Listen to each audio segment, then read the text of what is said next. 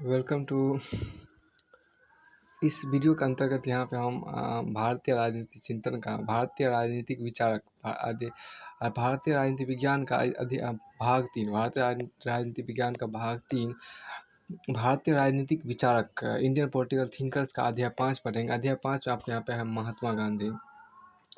तो अध्याय 5 में यहाँ पे आपको है महात्मा गांधी। तो आइए हम महात्मा गांधी को शुरू करते हैं। अभी तो महात्मा गांधी आपको अध्याय 5 में है, तो इसको यहाँ पे आपको अध्याय 5 यहाँ पर आप देख रहे हैं महात्मा गांधी के बारे में है, तो इनके विचारों को पढ़ते हैं क्या कुछ खास है। महात्मा गांधी का जन्म आपको 2 अक्टूबर महात्मा गांधी का जन्म 2 अक्टूबर 1869 को 1869 में गुजरात के पोरबंदर नामक स्थान पर हुआ। अप्रैल 1893 में पोरबंदर के एक व्यापारिक संस्थान में बैरिस्टर के रूप में वे दक्षिण अफ्रीका के लिए रवाना हुए। अप्रैल 1893 में पोरबंदर के एक व्यापारिक संस्थान में बैरिस्टर के रूप में वे दक्षिण अफ्रीका के लिए रवाना हुए। अगस्त 1894 को उन्होंने रंगभेद के खिलाफ आवाज़ उठाने के उद्देश्य से नेटाल इंडियन कांग्रेस की स्थापना की। अगस्त 1894 को उन्होंने रंगभेद के खिलाफ आवाज़ उठाने के उद्देश्य से नेटाल इंडियन कांग्रेस की स्थापना की। 1903 ईस्वी में ट्रांसवाल ब्रिटिश इंडिया सोसाइटी की स्थापना की। 1903 ईस्वी में ट्रांसवाल ब्रिटिश इंडिया सोसाइटी की स्थापना की। 1 अक्टूबर 1904 को इंडियन ओपिनियन के प्रबंध और प्रकाशन का जिम्मा लिया। 1 अक्टूबर 1904 को इंडियन ओपिनियन के प्रबंध और प्रकाशन का जिम्मा लिया। नवंबर दिसंबर 1904 में उन्होंने फीनिक्स आश्रम की स्थापना की। नवंबर दिसंबर 1904 में उन्होंने फीनिक्स आश्रम की स्थापना की। तो नवंबर दिसंबर 1904 में उन्होंने फीनिक्स आश्रम की स्थापना की। गांधी जी 9 जनवरी 1915 में भारत लौट आए। गांधी जी 9 जनवरी 1915 में भारत लौट आए। 25 में 1915 को अहमदाबाद में साबरमती आश्रम की स्थापना की। 25 में 1915 को अहमदाबाद में साबरमती आश्रम की स्थापना की। सुभाष चंद्र बोस ने उन्हें राष्ट्रपिता कहा तथा रविन्द्रनाथ टैगोर ने महात्मा को उपाधि दी। सुभाष चंद्र बोस ने उन्हें राष्ट्रपिता कहा तथा रविन्द्रनाथ टैगोर ने महात्मा को उपाधि दी। गांधी जी व्यावहारिक आदर्शवादी प्रैक्टिकल आइडियलिस्ट कहे जा सकते हैं। गांधी जी व्यावहारिक आदर्शवादी प्रैक्टिकल आइडियलिस्ट कहे जा सकते हैं। गांधीवाद एक आदर्शवादी विचारधारा है। फिर आपको यहाँ देखिए सत्य ही आपको यहाँ पर क्या है, सत्य ही ईश्वर है। गांधी जी ने इसी को दर्शन बनाया। सत्य ही ईश्वर है, गांधी जी ने इसी को दर्शन बनाया। गांधी जी ने प्रेम को सत्य की प्राप्ति का मार्ग बताया। गांधी जी ने प्रेम को सत्य की प्राप्ति का मार्ग बताया। गांधी जी ने प्रेम को सत्य की प्राप्ति का मार्ग बताया। प्यारेलाल नैयर गांधी जी के निजी सचिव थे। प्यारेलाल नैयर गांधी जी के निजी सचिव थे, जिन्होंने गांधी जी के जीवन पर अनेक रचनाएं लिखी, जिसमें Mahatma Gandhi the last phase of satyagraha उल्लेखनीय है। गांधी जी वर्ष 1893 में अफ्रीका गए और वहाँ उन्होंने फिनिक्स एवं टॉल्स्टॉय फर्म की स्थापना की था। वर्ष 1914 तक वे अफ्रीका में रहे। गांधी जी वर्ष 1893 में अफ्रीका गए और वहाँ उन्होंने फिनिक्स एवं टॉल्स्टॉय फर्म की स्थापना की था। वर्ष 1914 तक वे अफ्रीका में रहे। टॉल्स्टॉय एक रूसी उपन्यासकार थे जिन्होंने वार एंड पीस टॉल्स्टॉय एक रूसी उपन्यासकार थे जिन्होंने वार एंड पीस नामक उपन्यास लिखा। टॉल्स्टॉय एक रूसी उपन्यासकार थे जिन्होंने वार एंड पीस नामक उपन्यास लिखा, जिससे गांधी जी अत्यधिक प्रभावित थे। गांधी जी ने ब्रीड रेबल का विचार इन्हीं से लिया। अब आगे यहाँ पर क्या है कि आगे देखिए गांधी जी को प्रभावित करने विचार देखे। गांधी जी जिन विचारधारा और व्यक्तियों से प्रभावित थे, उनमें से गीता एवं रामायण उल्लेखनीय है। गांधी जी जिन विचारों और व्यक्तियों से प्रभावित, उनमें से गीता एवं रामायण उल्लेखनीय है। गांधी जी बौद्ध धर्म के शांति एवं अहिंसा के विचार से प्रभावित थे। गांधी जी इस्लाम धर्म की बंधुता की संकल्पना से प्रभावित थे। गांधी जी इस्लाम धर्म की बंधुता की संकल्पना से प्रभावित थे। लियो टॉल्स्टॉय के the kingdom of God is with in you. The kingdom of God is with in you 1894 कथन से प्रभावित थे। लियो टॉल्स्टॉय के the kingdom of God is with in you 1894 कथन से प्रभावित थे। मतलब भगवान का साम्राज्य आपके अंदर बसा है, ये कथन हुआ इसका हिंदी मीनिंग में, इस कथन से प्रभावित थे।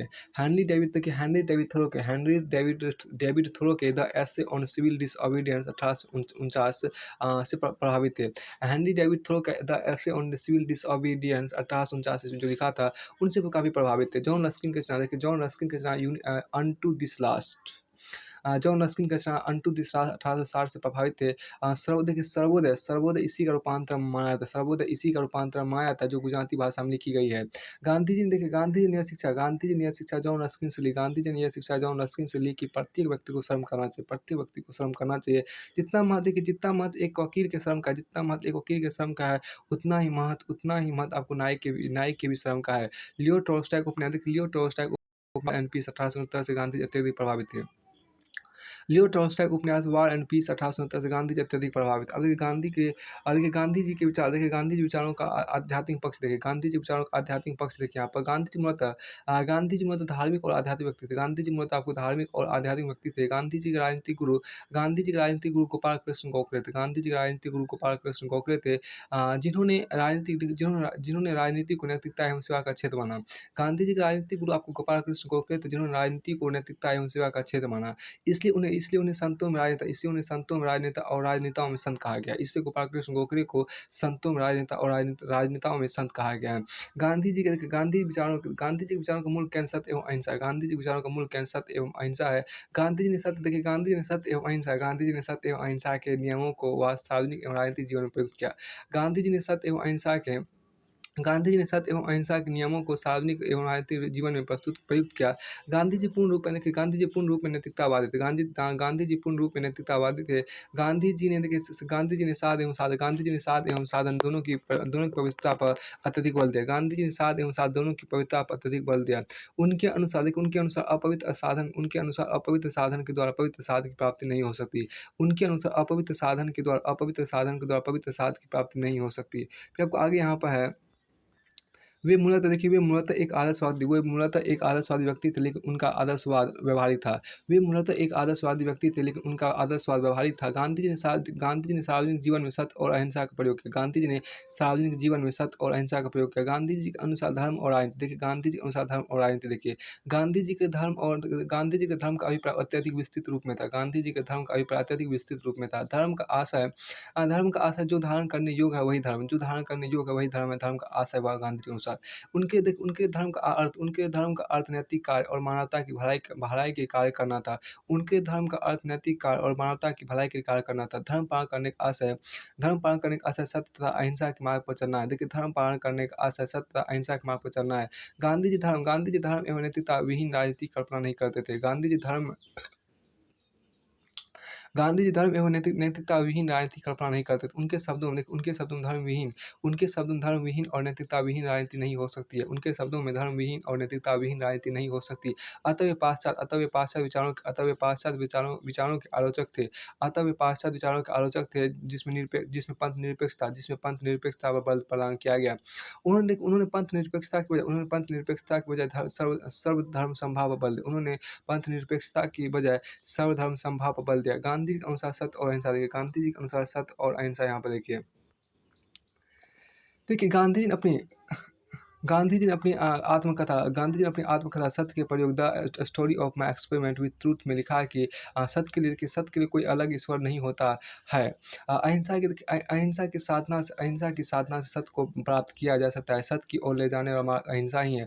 गांधी जी के अनुसार अहिंसा के दो अभिप्राय हैं, नकारात्मक अहिंसा और सकारात्मक अहिंसा। देखिए, नकारात्मक रूप में अहिंसा का अर्थ है किसी का हत्या न करना तथा सकारात्मक रूप में अहिंसा का अर्थ है प्राणी मात्र के प्रति प्रेम से है। तथा सकारात्मक रूप में अहिंसा का अर्थ है प्राणी मात्र के प्रति प्रेम से है। गांधी जी के अनुसार अहिंसा मनसा वाचा एवं कर्मणा होनी चाहिए।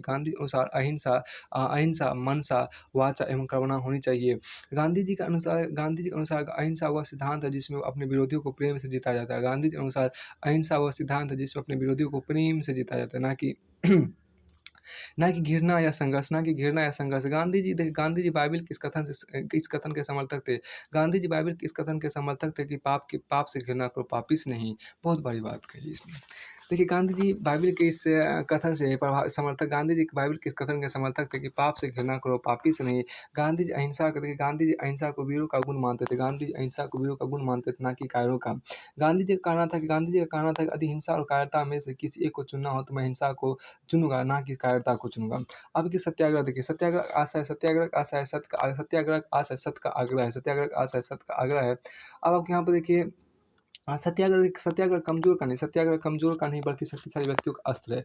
सत्याग्रह कमज़ोर का नहीं बल्कि शक्तिशाली व्यक्ति का अस्त्र है। आत्मा को देखिए, आत्मा को शक्तिशाली बनाने के व्यक्ति को सत्य, अहिंसा, अस्तेय, अपरिग्रह एवं ब्रह्मचर्य का पालन करना चाहिए। आत्मा को शक्तिशाली बनाने के व्यक्ति को सत्य, अहिंसा, अस्तेय, अपरिग्रह एवं ब्रह्मचर्य का पालन करना चाहिए। उनके अनुसार देखिए, उनके अनुसार शक्तिशाली का आशय आत्मिक रूप में, उनके अनुसार शक्तिशाली का आशय है आपको आत्मिक रूप में शक्तिशाली होना है, भौतिक रूप में नहीं। निष्क्रिय प्रतिरोध का सिद्धांत, देखिए निष्क्रिय प्रतिरोध का सिद्धांत अरविंदो घोष ने दिया था। निष्क्रिय प्रतिरोध का सिद्धांत अरविंदो घोष ने दिया था। अब ये सत्याग्रह और निष्क्रिय प्रतिरोध में अंतर होता है। सत्याग्रह और निष्क्रिय प्रतिरोध में अंतर होता है। पहला आपको यहाँ देखिए, सत्याग्रह और निष्क्रिय प्रतिरोध में अंतर होता है। इसमें पहला पॉइंट आप यहाँ देखिए, सत्याग्रही व्यक्ति विरोधी के नुकसान का प्रयास नहीं करता, बल्कि वह विरोधी के हृदय परिवर्तन का प्रयास करता है। वह हिंसा का प्रयोग कभी नहीं करता है। अब दूसरा आपका पॉइंट देखिए यहाँ पर, देखिए निष्क्रिय प्रतिरोध का आशय नकारात्मक रूप में विरोध करना, निष्क्रिय प्रतिरोध का आशय नकारात्मक रूप में विरोध करना, अतः अवसर पाने पर हिंसा का प्रयोग किया जा सकता है। अब आपको देखिए, सत्याग्रह के नियम की दो प्रकार होते हैं। सत्याग्रह के नियम की दो प्रकार होते हैं। पहला होता है असहयोग और दूसरा होता है सविनय अवज्ञा। पहला होता है असहयोग और दूसरा होता है सविनय अवज्ञा। अब ये देखिए, नकारात्मक रूप में असहयोग का आशय सहयोग ना करना है। सकारात्मक रूप में असहयोग का आशय स्वावलंबी बनने के कारण तथा रचनात्मक कार्यों में सहयोग करना है। रचनात्मक कार्यों से आशय चरखा चलाना, सूत काटना, राष्ट्रीय शिक्षा पर बल, स्वदेशी का समर्थन एवं समाज में समरसता बनाए रखने से आपको है। अब देखिए, सविनय अवज्ञा का अर्थ नहीं है। सविनय अवज्ञा का अर्थ नहीं है, जिसमें पहला आपको जानबूझकर सार्वजनिक रूप में अन्यायपूर्ण विधि का उल्लंघन करना। दूसरा देखिए आपको विधि का उल्लंघन, दूसरा आपको देखिए, विधि का उल्लंघन सामुदायिक हित के लिए किया जाएगा। विधि का उल्लंघन आपको सामुदायिक हित के लिए किया जाएगा, व्यक्तिगत स्वार्थ के लिए नहीं। अब तीसरा आपको सविनय अवज्ञा, देखिए सविनय अवज्ञा का प्रयोग व्यक्तिगत और सामूहिक दोनों रूपों में हो सकता है। सविनय अवज्ञा का प्रयोग व्यक्तिगत और सामूहिक दोनों रूपों में हो सकता है। अब ये गांधी जी के सविनय अवज्ञा तकनीक से प्रभावित विदेशी व्यक्ति, देखिए गांधी जी के सविनय अवज्ञा से प्रभावित विदेशी व्यक्ति Martin Luther king junior America में अश्वेतों के साथ भेदभाव समाप्त करने के लिए सविनय अवज्ञा का प्रयोग किया। बर्टन रस्से ने परमाणु हथियारों की समाप्ति के आंदोलन किया। दक्षिण अफ्रीका की स्वतंत्रता के नायक नेल्सन मंडेला ने इस तकनीक का प्रयोग किया। वर्तमान अमेरिकी विचारक नोम चॉम्स्की ने भी गांधी जी का सविनय अवज्ञा तकनीक से प्रभावित है। वर्तमान में अमेरिकी विचारक नोम चॉम्स्की भी गांधी जी के सविनय अवज्ञा तकनीक से प्रभावित है। माइकल शुमाकर गांधी जी के पर्यावरण संबंधी मान्यताओं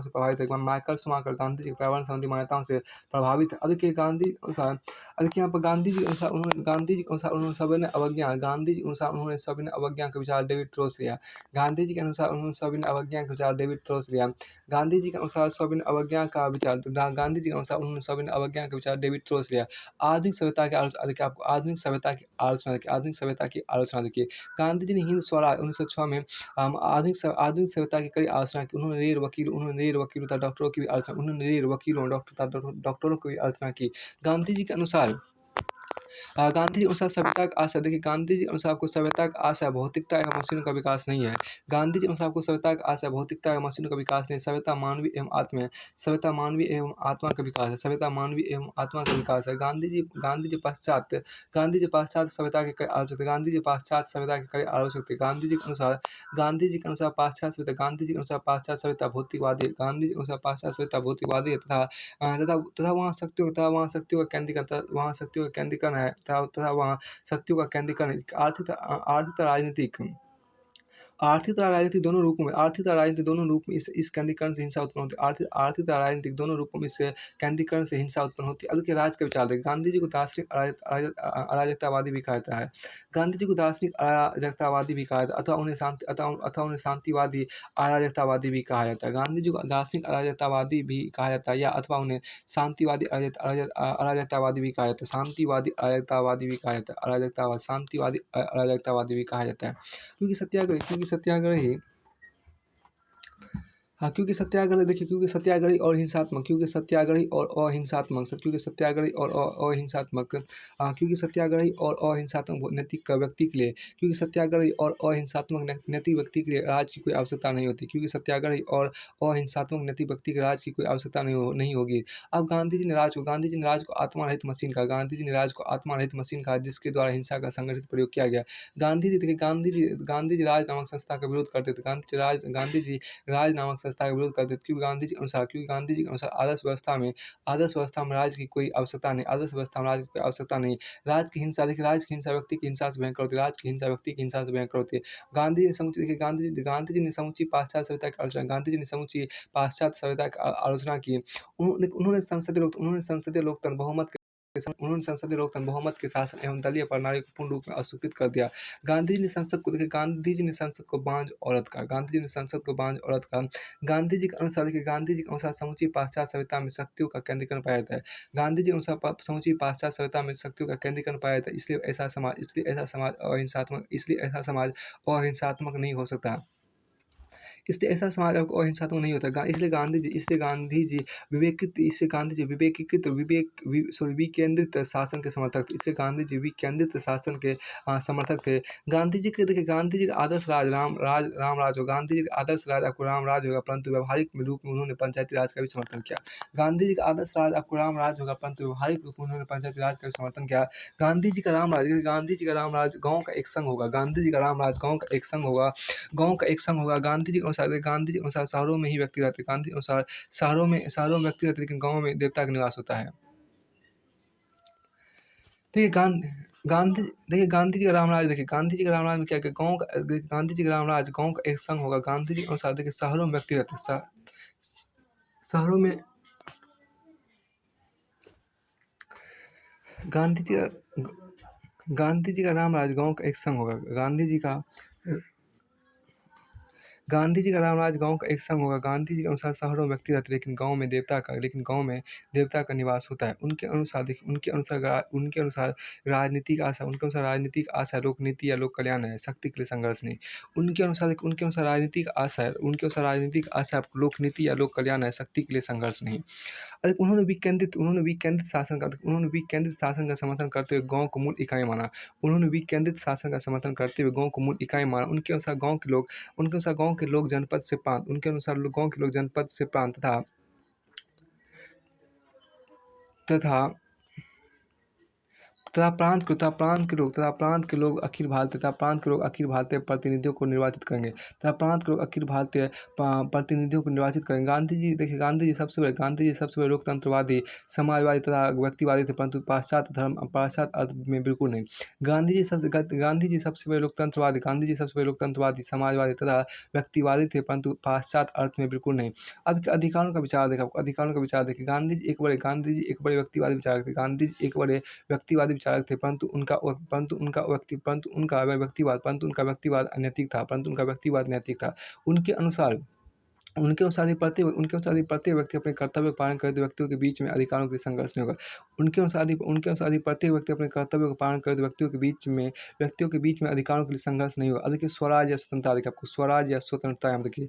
गांधी जी का मूल उद्देश्य स्वराज की प्राप्ति करना था। स्वराज शब्द मूलतः उपनिषदों से लिया गया है। देखिए स्वराज शब्द मूलतः आपको उपनिषदों से लिया गया है, जिसका आशा है स्वयं प्रशासन। देखिए जिसका आशा है स्वयं प्रशासन या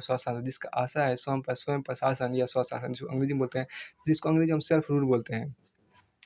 अब देखिए स्वराज के नैतिक देखिए स्वराज के नैतिक या आध्यात्मिक एवं राजनीतिक दोनों अर्थ माने जा सकते हैं। तो स्वराज के नैतिक आध्यात्मिक एवं राजनीतिक दोनों अर्थ माने जा सकते हैं। नैतिक एवं आध्यात्मिक देखिए नैतिक एवं आध्यात्मिक रूप में स्वराज का अर्थ नैतिक एवं आध्यात्मिक रूप में स्वराज का अर्थ स्वशासन या आत्मनियंत्रित होना है। जबकि राजनीतिक रूप में स्वराज का आशय लोगों के द्वारा अपना शासन स्वयं करना। जबकि राजनीतिक रूप में स्वराज का आशय लोगों द्वारा अपना शासन स्वयं करना है।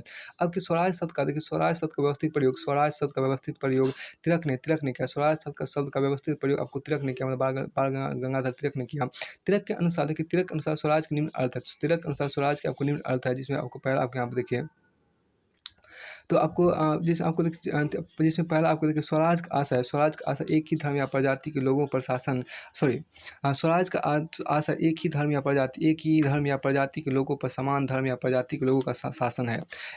स्वराज का आशय एक ही धर्म या प्रजाति के लोगों पर समान धर्म या प्रजाति के लोगों का शासन। दूसरा आपको है स्वराज का अभिप्राय उत्तरदायी एवं सहमति पर आधारित शासन। स्वराज का अभिप्राय उत्तरदायी एवं सहमति पर आधारित शासन है। अब तीसरा आपको देखिए स्वराज का आशय लोगों की राजनीतिक प्रक्रिया में सहभागिता है। स्वराज का आशय लोगों की राजनीतिक प्रक्रिया में सहभागिता है। स्वराज का आशय लोगों की राजनीतिक प्रक्रिया में सहभागिता है। और चौथा आपके यहाँ पे तिलक ने स्वराज का प्रयोग डोमिनियन स्टेट के रूप में किया।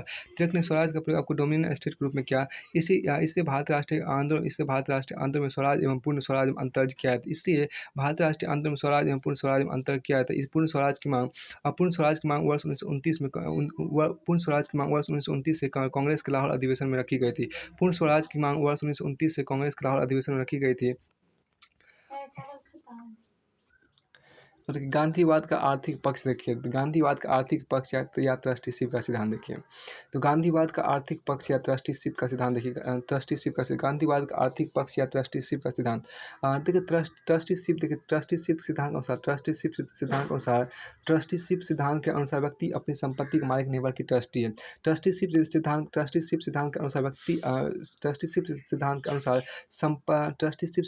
संपत्तिशाली व्यक्ति अपनी संपत्ति के मालिक नहीं बल्कि ट्रस्टी है। संपत्तिशाली व्यक्ति अपनी संपत्ति के मालिक नहीं बल्कि ट्रस्टी है। देखिए यहाँ पर गांधी जी अरस्तु के इस सिद्धांत के समर्थक थे कि संपत्ति व्यक्तिगत होनी चाहिए। गांधी जी अरस्तु के इस सिद्धांत के समर्थक थे कि संपत्ति व्यक्तिगत होनी चाहिए तथा उपभोग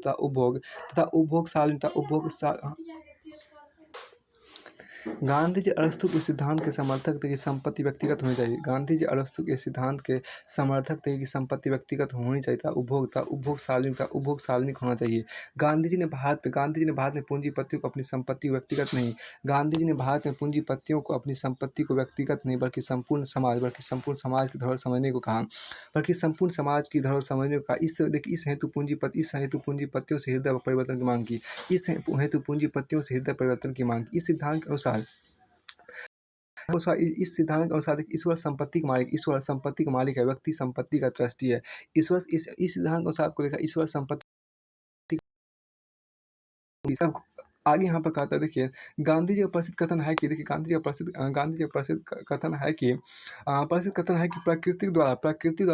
प्रकृति के द्वारा सभी की आवश्यकताओं के पर्याप्त सामग्री उपलब्ध है। गांधी जी का प्रसिद्ध कथन है कि प्रकृति के द्वारा सभी की आवश्यकताओं के पर्याप्त सामग्री उपलब्ध है, लेकिन किसी भी एक व्यक्ति के लालच के लिए प्रकृति में संपदा का अभाव है। इसे लेकिन किसी भी एक व्यक्ति के लालच के लिए प्रकृति में संपदा का अभाव है। इसलिए गांधीवादी विचारधारा में दान पर अत्यधिक महत्व दिया गया। दान के कई रूप हैं। पहला आपको श्रमदान, दूसरा है संपत्ति दान, दूसरा है संपत्ति दान, तीसरा है भूमि दान और चौथा है ग्राम दान। देखिए गांधी जी ने कुटीर उद्योगों एवं लघु उद्योगों का समर्थन किया। क्योंकि इससे संपत्ति का केंद्रीकरण नहीं होता है। गांधीवादी विचारधारा भारत जैसे श्रम प्रधान देश के लिए अत्यधिक व्यवहारिक है। इसलिए वे भारी मशीनों के विरोधी थे, लेकिन मशीन मात्र के विरोधी नहीं थे। क्योंकि चरखा भी एक मशीन है। गांधी जी के अनुसार प्रत्येक व्यक्ति को श्रम करना चाहिए। अब गांधीवाद का सामाजिक पक्ष देखिए। गांधीवाद का सामाजिक पक्ष जिसको हम सर्वोदय बोलते हैं। गांधीवाद का सामाजिक पक्ष जिसको हम सर्वोदय बोलते हैं उसको यहाँ पे देखिए। देखिए सर्वोदय का अर्थ सबका उत्थान, सर्वोदय का अर्थ है सबका उत्थान। गांधी जी के अनुसार सर्वोदय उस विचारधारा की ओर संकेत करता है जो सत्य और अहिंसा पर आधारित हो। समाज में किसी के प्रति बैर ना हो, समाज में किसी का किसी के प्रति बैर ना हो। यह वर्ग देखिए यह वर्ग सहयोग पर आधारित है। गांधी जी का सर्वोदय देखिए गांधी जी का सर्वोदय विचार गांधी जी का सर्वोदय का विचार समाजवाद का विकल्प माना जा सकता है। गांधी जी का सर्वोदय का विचार समाजवाद का विकल्प माना जा सकता है। गांधी जी के अलावा गांधी जी के अलावा अन्य सर्वोदयी विचारक जयप्रकाश नारायण, दादा धर्माधिकारी, धीरेन्द्र मजूमदार, के जी मसरूवाला एवं दिनकर राव देव है। विनोबा भावे सर्वाधिक प्रख्यात सर्वोदयी थे। संविधान सभा में एस एन अग्रवाल प्रसिद्ध गांधीवादी थे। सर्वोदय जॉन रस्किन का रचना अनटू दिस लास्ट 1860 का गुजराती अनुवाद है। सर्वोदय जो है वह जॉन रस्किन का रचना अनटू दिस लास्ट 1860 का गुजराती अनुवाद है। जॉन रस्किन के विचारों से उन्होंने निम्नलिखित विचार लिए जिसमें पहला व्यक्ति की भलाई समाज की भलाई में निहित व्यक्ति की भलाई समाज की भलाई में निहित है। दूसरा वकील एवं न्याय के श्रम का मूल्य समान है। तीसरा मजदूर एवं कारीगर का जीवन ही वास्तविक जीवन है। अब गांधी जी का आदर्श समाज सर्वोदयी समाज है। गांधी जी का आदर्श समाज सर्वोदयी समाज था। जिसे उन्होंने आपको सामुद्रिक वृत्त और सैनिक सर्किल की संज्ञा दी। जिसके अनुसार व्यक्ति परिवार की भलाई के लिए कार्य करेगा और परिवार गांव की भलाई करेगा तथा जिसके अनुसार व्यक्ति परिवार की भलाई के लिए कार्य करेगा और परिवार गांव की भलाई के लिए करेगा तथा गांववासियों द्वारा आपको तालुका की भलाई की जाएगी तथा गांववासियों द्वारा तालुका की भलाई की जाएगी। इसलिए प्रत्येक छोटी इकाई अपनी बड़ी इकाई की भलाई के लिए कार्य करेगी। इससे प्रत्येक छोटी इकाई अपनी बड़ी इकाई की भलाई के लिए कार्य करेगी। अब उनके अनुसार सभी व्यक्तियों को उत्थान आवश्यक है। धनी व्यक्तियों का नैतिक उत्थान एवं गरीब व्यक्तियों का भौतिक उत्थान होना चाहिए।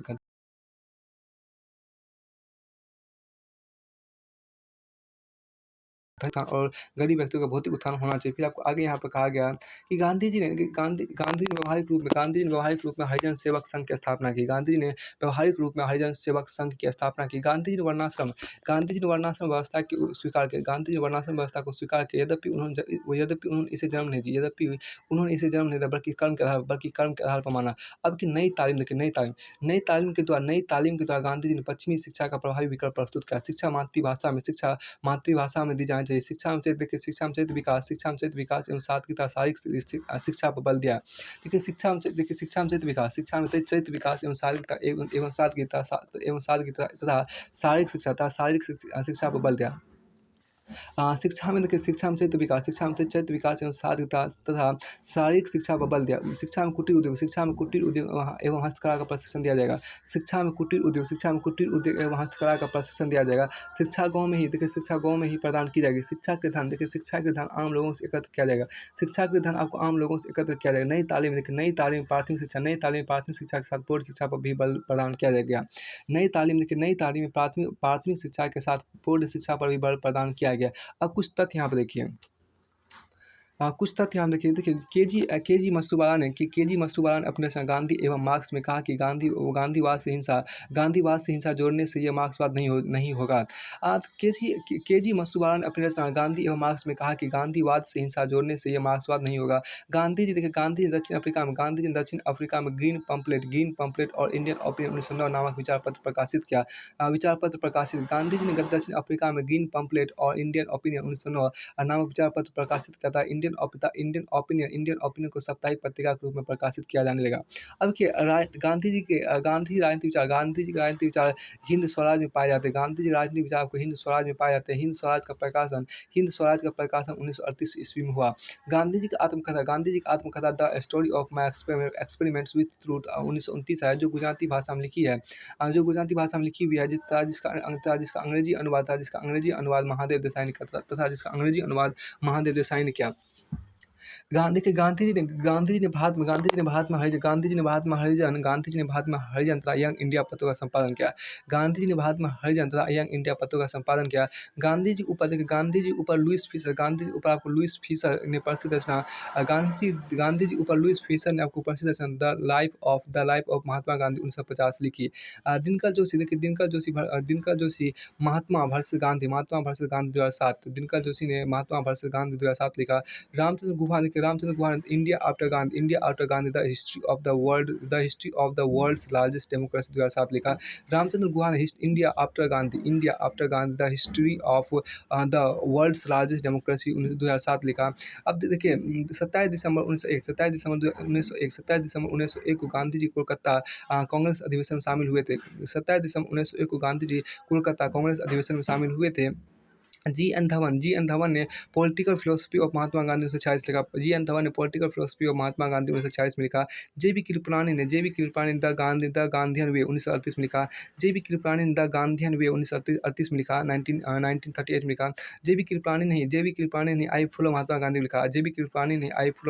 लिखा। अब गांधी ने अपने जीवन काल में केवल एक बार वर्ष 1927 के बेलगांव अधिवेशन में कांग्रेस की अध्यक्षता की। गांधी जी ने अपने जीवन काल में केवल एक बार वर्ष 1927 के बेलगांव अधिवेशन में कांग्रेस की अध्यक्षता की।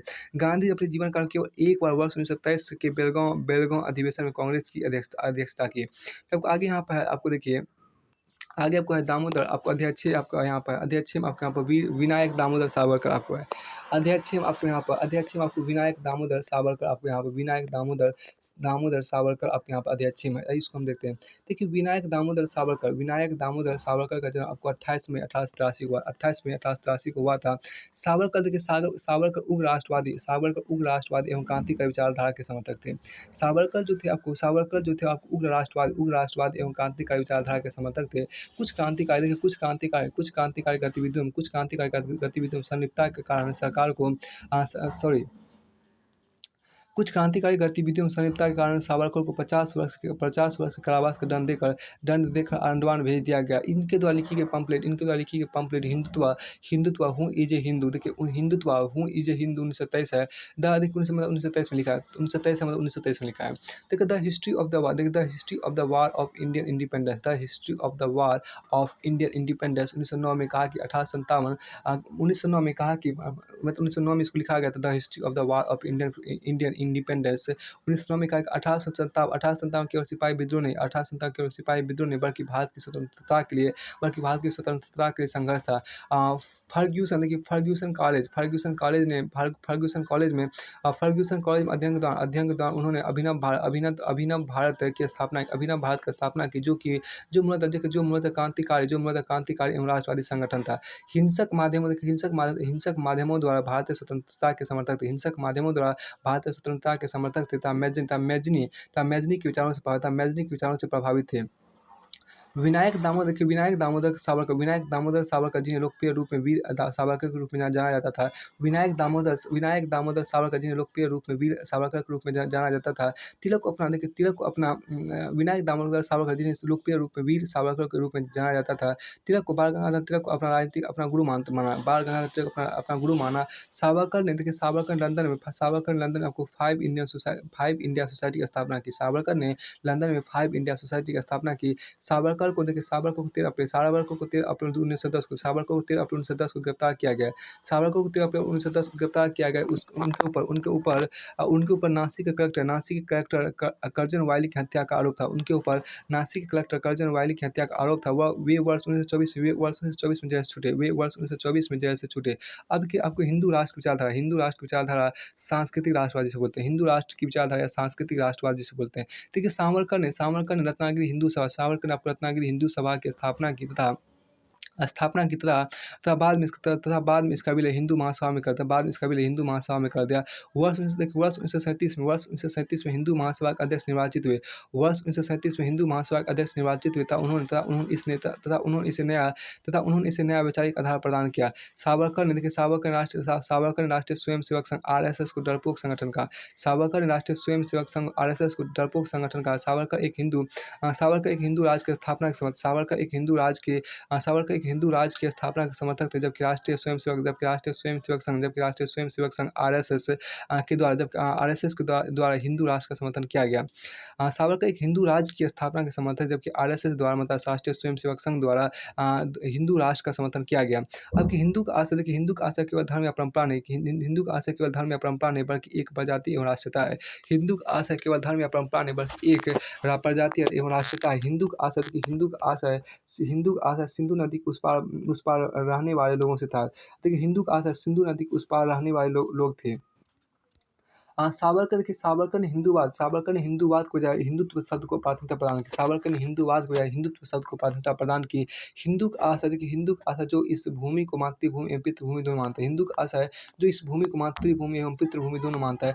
वी डी सावरकर का कहना था कि इसलिए ब्रूटस की तरह पवित्र है। वी डी सावरकर का कहना था कि इसलिए ब्रूटस की तरह पवित्र है कि इसलिए शिव जी का बगनक न्याय संगत है। इसलिए शिव जी का बगनक न्याय संगत है। इसलिए चार्ल्स प्रथम का सिर कटवा देना न्यायोचित कार्य है। इसलिए विलियम टेलर का तीर दिव्य है, क्योंकि यह सब राष्ट्र के लिए किया गया था। अब की हिंदुत्व की विशेषता आप देखिए, हिंदुत्व की जो विशेषता उसको यहाँ देखिए, जिसके माता पिता इस देश के नागरिक हो। आपको पहली विशेषता। दूसरी विशेषता साझी प्रजाति एवं रक्त संबंध होना चाहिए। केवल साझी भूमि होना पर्याप्त नहीं है। साझी संस्कृति। तीसरी विशेषता देखिए, साझी संस्कृति जिससे समान विचार, प्रथाएं, त्योहार, धार्मिक एवं आध्यात्मिक विचार होने चाहिए। हिंदुत्व में ऐसे विचार एवं विश्वास सम्मिलित नहीं है। जो भारतीय भूभाग के बाहर पैदा हुए हैं। हिंदुत्व में ऐसे विचार एवं विश्वास सम्मिलित नहीं है जो भारतीय भूभाग के बाहर पैदा हुए हैं। उनके राष्ट्र का अभिप्राय धार्मिक एवं सांस्कृतिक एकता ज़्यादा था। उनके राष्ट्र का अभिप्राय धार्मिक एवं सांस्कृतिक एकता ज़्यादा था, ना कि केवल साझी भूमि होना। अब की हिंदूवाद की आलोचना देखिए, उन्होंने हिंदू व्यक्तियों की आलोचना की। उन्होंने हिंदू धर्म की व्यवस्था की आलोचना पर आपको जाति आदि कुत्ते बिल्ली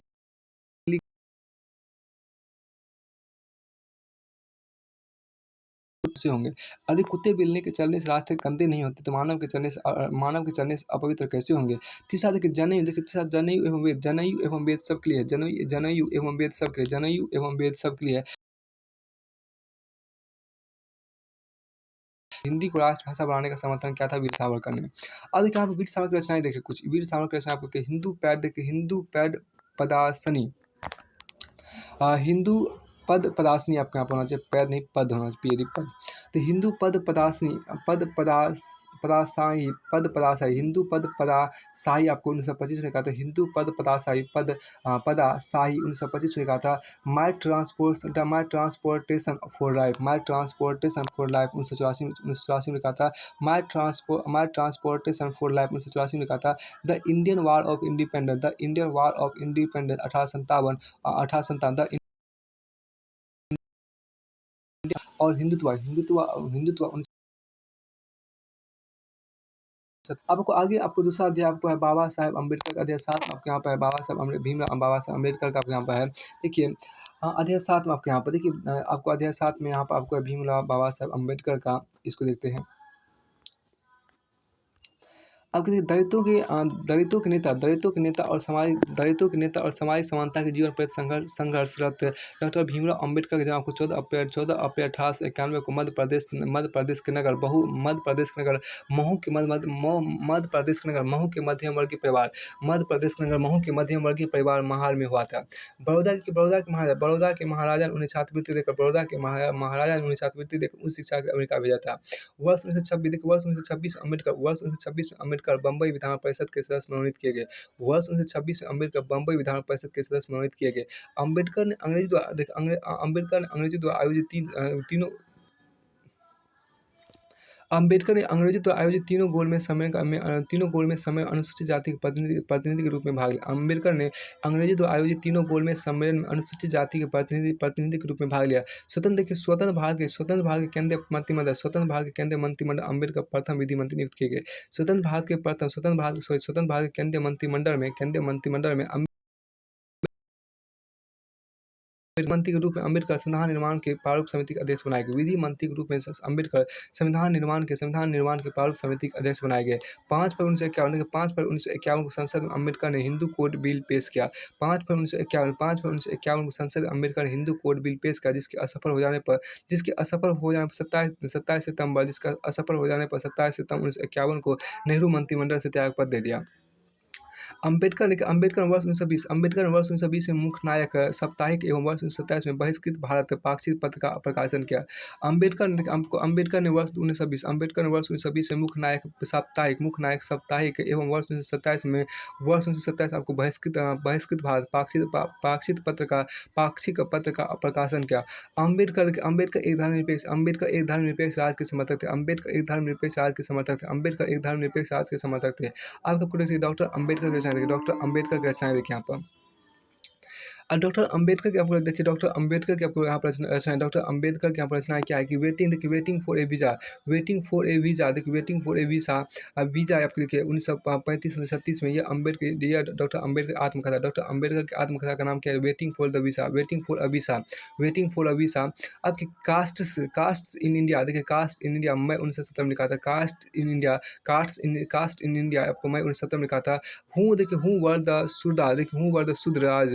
वर द शूद्राज 1946 में लिखा था।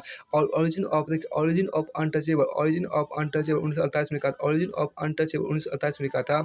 रीडर्स इन हिंदुइज्म 1997 में लिखा था। 1997 में आपको लिखा था रीडर्स इन हिंदुइज्म। अब फिर आपको रीडर्स इन हिंदुइज्म 1997 में लिखा था। फिर द एनिहिलेशन ऑफ कास्ट 1936 में लिखा था। आपको आगे देखिए क्या सामाजिक विचार देखिए इसके। डॉक्टर अम्बेडकर ने वर्ण व्यवस्था का विरोध किया तथा डॉक्टर अम्बेडकर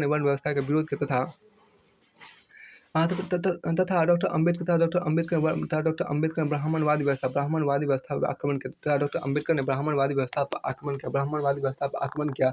डॉक्टर अम्बेडकर ने वर्ण व्यवस्था के नियम को पूर्णतः अवैज्ञानिक, अव्यावहारिक, अन्यायपूर्ण एवं गरिमाहीन माना।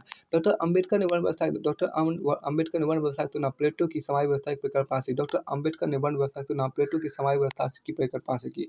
डॉक्टर अम्बेडकर ने वर्ण व्यवस्था की तुलना प्लेटो की समाज व्यवस्था की परिकल्पना से की। डॉक्टर अम्बेडकर के अनुसार वर्ण व्यवस्था में वे दोष विद्वान हैं जो समाज संरचना की प्लेटो की परिकल्पना में विद्वान थे। डॉक्टर अम्बेडकर के अनुसार वर्ण व्यवस्था में वे दोष विद्वान हैं जो समाज संरचना में प्लेटो की परिकल्पना में विद्वान थे। डॉक्टर अम्बेडकर ने जाति व्यवस्था का घोर विरोध करते हुए कहा कि डॉक्टर अम्बेडकर ने जाति व्यवस्था का घोर विरोध करते हुए कहा कि हिंदू समाज की अनेक विकृतियां और अनुयायियों हिंदू समाज की अनेक विकृतियों और अनुयायियों के लिए जाति व्यवस्था उत्तरदायी है। हिंदू समाज की अनेक विकृतियों और अनुयायियों के लिए जाति व्यवस्था उत्तरदायी है। डॉक्टर अम्बेडकर के अनुसार जातीय व्यवस्था में सामाजिक और आर्थिक विकास के कोई स्थान नहीं है। डॉक्टर अम्बेडकर के अनुसार जातीय व्यवस्था में सामाजिक और आर्थिक विकास के कोई स्थान नहीं है। डॉक्टर अम्बेडकर ने छुआछूत अस्पृश्यता का विरोध किया। डॉक्टर अम्बेडकर ने छुआछूत अस्पृश्यता का विरोध किया। डॉक्टर अम्बेडकर के अनुसार अस्पृश्यता की जड़ वर्ण व्यवस्था में है। डॉक्टर अम्बेडकर के अनुसार अस्पृश्यता की जड़ वर्ण व्यवस्था में है। अम्बेडकर ने समाज के उत्थान के अस्पृश्यता का निवारण अति आवश्यक माना। अम्बेडकर ने समाज के उत्थान के आपको अस्पृश्यता का निवारण अति आवश्यक माना। डॉक्टर अम्बेडकर ने चार वर्णीय व्यवस्था में शूद्रों को निम्न स्थान दिए जाने के आधार पर विरोध किया। डॉक्टर अम्बेडकर ने चार वर्णीय व्यवस्था में शूद्रों को निम्न स्थान दिए जाने के आधार पर विरोध किया। अब शूद्रों की उत्पत्ति देखिए आपको। डॉक्टर अम्बेडकर अपने जहाँ डॉक्टर अम्बेडकर अपने जहाँ हूँ वर शूद्राज मतलब हूँ वर शूद्र शूद्राज देखो शूद्र कौन थे? हूँ वर द शूद्राज शूद्र कौन थे? 1949 में शूद्रों की उत्पत्ति के बारे में अपने विचार दिए। डॉक्टर अम्बेडकर ने शूद्रों का देखिए डॉक्टर अम्बेडकर ने शूद्रों को कोई पृथक वर्ण नहीं अपितु वो क्षत्रिय वर्ण का ही भाग माना। डॉक्टर अम्बेडकर ने शूद्रों को कोई पृथक वर्ण नहीं बल्कि अपितु क्षत्रिय वर्ण का ही भाग माना। डॉक्टर अम्बेडकर के अनुसार शूद्र व क्षत्रिय थे जिनका ब्राह्मणों ने उपनयन संस्कार बंद कर दिया था। डॉक्टर अम्बेडकर के अनुसार शूद्र व क्षत्रिय थे जिनका ब्राह्मणों ने उपनयन संस्कार बंद कर दिया था। अब की महान वतन प्रणाय था खोट व्यवस्था। महार वतन प्रणाय था खोट व्यवस्था। हम देखिए महार वतन प्रणाली महाराष्ट्र में प्रचलित थी। महार वतन प्रणाली महाराष्ट्र में प्रचलित थी। महार वतन प्रणाली के अंतर्गत अनुसूचित जाति के किसी व्यक्ति को सरकारी कार्यालय में नौकरी करने पर महार वतन प्रणाली के अंतर्गत अनुसूचित जाति के किसी व्यक्ति को सरकारी कार्यालय में नौकरी करने पर यदि वह अनुपस्थित है तो उसके परिवार के किसी यदि वह अनुपस्थित है तो उसके परिवार के किसी सदस्य को अनिवार्य रूप में उसके स्थान पर कार्य करना पड़ता था। अब ये खोट जमींदार थे किसानों से राजस्व वसूली कार्य करते थे। खोटी भूमि प्रबंधन का तरीका था जो महाराष्ट्र राज्य के कोंकण क्षेत्र में था। डॉक्टर अम्बेडकर इन दोनों प्रणालियों का विरोध किया। अब देखिए दैत्य वर्गों का उत्थान। अब यहाँ देखिए दैत्य वर्गों के उत्थान का उपाय देखिए यहाँ देखिए। हिंदू समाज के परंपरागत विधान में क्रांतिकारी परिवर्तन करके हिंदू समाज को समता और भातृत्व के आदेशों के आधार पर संगठित किया जाना चाहिए। दैत्य वर्ग के उत्थान के उपाय के रूप में अम्बेडकर ने जाति प्रथा के स्वरूप में परिवर्तन का सुझाव दिया। दैत्य वर्ग के उत्थान के उपाय के रूप में अम्बेडकर ने जाति प्रथा के स्वरूप में परिवर्तन का सुझाव दिया। दैत्य वर्ग के उत्थान के उपाय के रूप में अम्बेडकर ने जाति प्रथा के स्वरूप में परिवर्तन का सुझाव दिया। दैत्य वर्ग के उत्थान के उपाय के रूप में अम्बेडकर ने जाति प्रथा के स्वरूप में परिवर्तन का सुझाव दिया। दैत्य वर्गों के उत्थान के अम्बेडकर ने दैत्य वर्गों को संगठित जागरूक एवं शिक्षित करने की आवश्यकता पर बल दिया। दैत्य वर्गों के उत्थान के अम्बेडकर ने दैत्य वर्गों को संगठित जागरूक एवं शिक्षित करने की आवश्यकता पर बल दिया। दैत्य वर्गों की दशा में सुधार कर अम्बेडकर ने उनकी शिक्षा पर महत्वपूर्ण रूप में बल प्रदान किया। दैत्य वर्गों की दशा में सुधार के अम्बेडकर ने उनकी शिक्षा पर महत्वपूर्ण रूप में बल प्रदान किया। डॉक्टर अम्बेडकर ने आपको दैत्यों के शोषण को रोकने के लिए उन्हें संगठित होने का आह्वान किया। डॉक्टर अम्बेडकर ने दैत्यों के शोषण को रोकने के लिए उन्हें संगठित होने का आह्वान किया। अब आपको देखिए आगे डॉक्टर अम्बेडकर ने गाँव को उदासीनता गाँव को उदासीनता का अड्डा कहा तथा दैत्य वर्गों के सदस्यों को गाँव छोड़ने का सुझाव दिया और भावी भारत में शहरों को अत्यधिक महत्व दिया। दैत्य वर्गों की दशा में सुधार के डॉक्टर अम्बेडकर ने दैत्य विद्यार्थियों को शिक्षा तथा सेवा में आरक्षण प्रदान करने का समर्थन किया।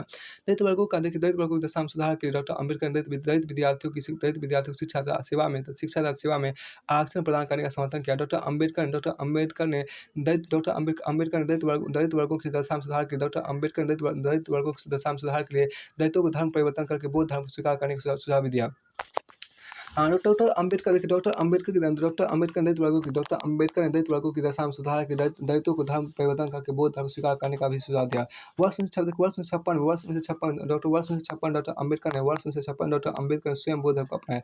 वर्ष 1956 डॉक्टर अम्बेडकर ने स्वयं बौद्ध धर्म को अपनाया। वर्ष 1956 में डॉक्टर अम्बेडकर ने स्वयं बौद्ध धर्म को अपनाया। डॉक्टर अम्बेडकर ने भारत के औद्योगिकरण को दैत्यों के उद्धार के एक प्रभावशाली उपाय माना। डॉक्टर अम्बेडकर ने भारत के औद्योगिकरण को दैत्यों के उद्धार के एक प्रभावशाली उपाय माना। अब देखिए दैत्य वर्ग के आगे दैत्य वर्गों के उत्थान के अम्बेडकर ने इंडिपेंडेंट लेबर पार्टी अगस्त 1936 में तथा शेड्यूल कास्ट फेडरेशन 1942 जैसे संगठन स्थापना भी की थी।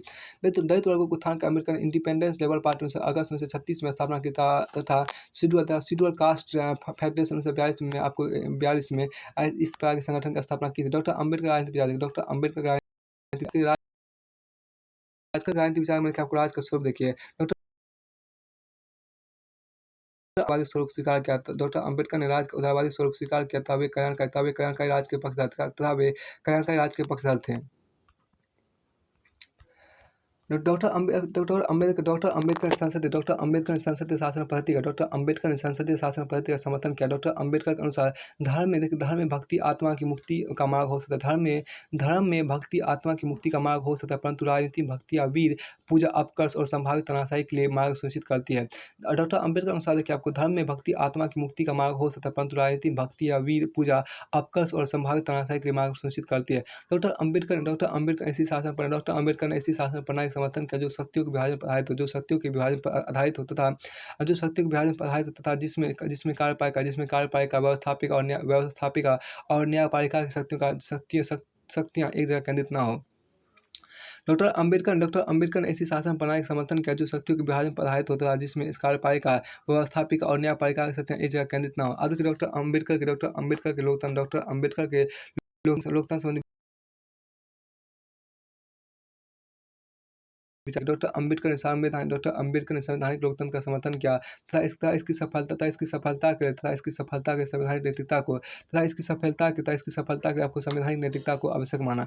उनके अनुसार राजनीतिक लोकतंत्र की सफलता के लिए सामाजिक एवं आर्थिक लोकतंत्र एक पूर्व शर्त है। उनके अनुसार राजनीतिक लोकतंत्र की सफलता के लिए सामाजिक एवं आर्थिक लोकतंत्र एक पूर्व शर्त है। डॉक्टर अम्बेडकर के अनुसार स्वतंत्र शासन आपको स्वतंत्र शासन तथा लोकतंत्र तब वास्तविक होते हैं जब शासक वर्ग की सत्ता को सीमित किया जा सके। डॉक्टर अम्बेडकर के अनुसार स्वतंत्र शासन तथा लोकतंत्र तब वास्तविक होते हैं जब शासक वर्ग की सत्ता को सीमित किया जा सके। अतः केवल संविधान एवं वर्ग मताधिकार से ही लोकतंत्र स्थापित नहीं हो। अतः केवल संविधान एवं वर्ग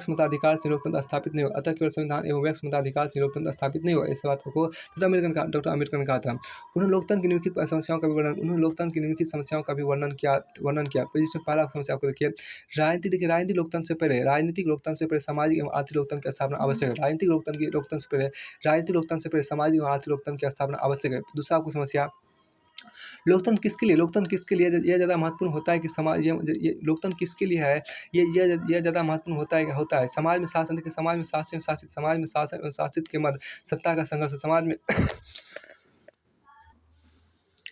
देखिए, आपको इसमें दूसरा पॉइंट हम पढ़ रहे थे, लोकतंत्र किसके लिए है, यह ज़्यादा महत्वपूर्ण होता है। समाज में शासन एवं शासित के मध्य सत्ता का संघर्ष होता है। लोकतंत्र किसके लिए यह ज़्यादा महत्वपूर्ण होता है। समाज में शासन एवं शासित के मध्य सत्ता का संघर्ष होता है।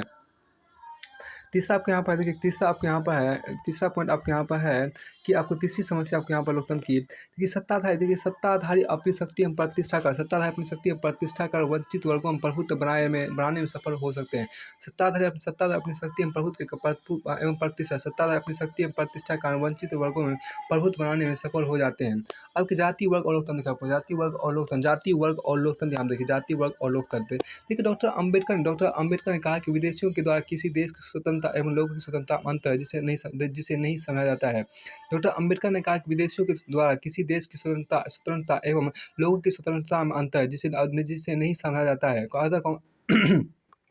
अतः कांग्रेस देश की स्वतंत्रता के संघर्ष कर रही है, लोगों की स्वतंत्रता के लिए नहीं। अतः कांग्रेस देश की स्वतंत्रता के लिए लोगों की स्वतंत्रता के लिए नहीं, लोगों की के लिए संघर्ष कर रही है, लोगों की स्वतंत्रता के लिए नहीं। इसलिए यह महत्वपूर्ण नहीं है कि स्वतंत्रता के लिए संघर्ष हो रहा है। इसलिए यह महत्वपूर्ण नहीं है कि स्वतंत्रता के लिए संघर्ष हो रहा है। भारत में ब्राह्मणवादी व्यवस्था विद्वान है। इससे लोगों की स्वतंत्रता का आशा ब्राह्मणवादी व्यवस्था का अंतर है। इस देखिए, भारत में ब्राह्मणवादी व्यवस्था विद्वान, इससे लोगों की स्वतंत्रता का आशा है, ब्राह्मणवादी व्यवस्था का अंतर है। डॉक्टर अम्बेडकर के अनुसार हम देखें, डॉक्टर अम्बेडकर के अनुसार भारत में जाति वर्ग से ज़्यादा महत्वपूर्ण है। डॉक्टर अम्बेडकर के अनुसार भारत में जाति वर्ग से ज़्यादा महत्वपूर्ण है। डॉक्टर अम्बेडकर के अनुसार भारत में जाति वर्ग से ज़्यादा महत्वपूर्ण है। फिर आपको देखिए आपके अधिकार प्रति दृष्टिकोण अम्बेडकर अम्बेडकर का आपको अधिकार अधिकार प्रति दृष्टिकोण देखिए। अम्बेडकर का आपको अधिकार प्रति दृष्टिकोण यहाँ पे देखिए। डॉक्टर अम्बेडकर देखिए, डॉक्टर अम्बेडकर मानवाधिकारों के प्रबल समर्थक, डॉक्टर अम्बेडकर मानवाधिकारों के प्रबल समर्थक थे। उनके अनुसार नारी को कुछ अधिकार, नारी को उनके अनुसार नारी को कुछ अधिकारों को अनुल्लंघनीय उनके अनुसार नारी को कुछ अधिकारों को अनुल्लंघनीय माना जाना चाहिए था। उन्हें संवैधानिक सुरक्षा प्रदान की था, उन्हें संवैधानिक सुरक्षा प्रदान की जानी चाहिए। अब देखिए आर्थिक विचार देखिए आपको, डॉक्टर अम्बेडकर ने भारी उद्योग का समर्थन किया। डॉक्टर अम्बेडकर मिश्रित अर्थव्यवस्था के समर्थक, मिश्रित अर्थव्यवस्था के समर्थक थे। अर्थव्यवस्था के समर्थक थे। कृषि क्षेत्र उनके देखिए, कृषि क्षेत्र उन्होंने सहकारी कृषि का सम कृषि क्षेत्र उन्होंने सहकारी कृषि का समर्थन किया। डॉक्टर अम्बेडकर ने अपने आर्थिक विचारों को निम्नलिखित रचनाओं में व्यक्त किया। डॉक्टर अम्बेडकर ने अपने आर्थिक विचारों को निम्नलिखित रचनाओं में व्यक्त किया। डॉक्टर अम्बेडकर ने अपने आर्थिक विचारों को निम्नलिखित रचनाओं में व्यक्त किया। अब के पहला एडमिनिस्ट्रेशन देखिए, administration and finance of the East India Company 15 मई 1915। Administration and finance of the East India Company 15 मई 1915 हो गया। द इवोल्यूशन देखिए, the evolution of finance in British India 225। The evolution of provincial finance in British India 1925 लिखा था। Doctor Ambedkar आपको आर्थिक विचार को निम्नलिखित रचना में व्यक्त करते हैं। देखिए आर्थिक विचार को उसने आपको क्या administration and finance of the East India Company 15 मई 1915 में लिखा था, इसको इसमें व्यक्त किया था। और आपको अपने आर्थिक विचार को evolution of provincial finance in British India 1925 में आपको व्यक्त किया था। और आपको आर्थिक समस्या को तीसरा पुस्तक आपको the problem of the rupee its origin and it's solution, the problem of the rupee its origin and it's solution 1925 अपने आर्थिक विचार को व्यक्त किया था। और आपको अंतिम में paper the problem of small holdings in India and their remedies 1918 में इस पुस्तक में उन्होंने अपने आर्थिक विचारों को व्यक्त किया था। अब देखिए मार्क्सवाद की आलोचना देखिए आपको, मार्क्सवाद की आलोचना अम्बेडकर ने किया था। मार्क्सवाद की आलोचना डॉक्टर अम्बेडकर ने वर्ग संघर्ष के विचार का विरोध किया। डॉक्टर अम्बेडकर ने वर्ग संघर्ष के विचार का विरोध किया। उनके अनुसार आपको देखिए, उनके अनुसार वर्ग संघर्ष द्वारा समाज से गरीबी और शोषण को नहीं मिटाया जा सकता है। डॉक्टर अम्बेडकर ने भारत के साम्यवादी दलों की आलोचना भी की।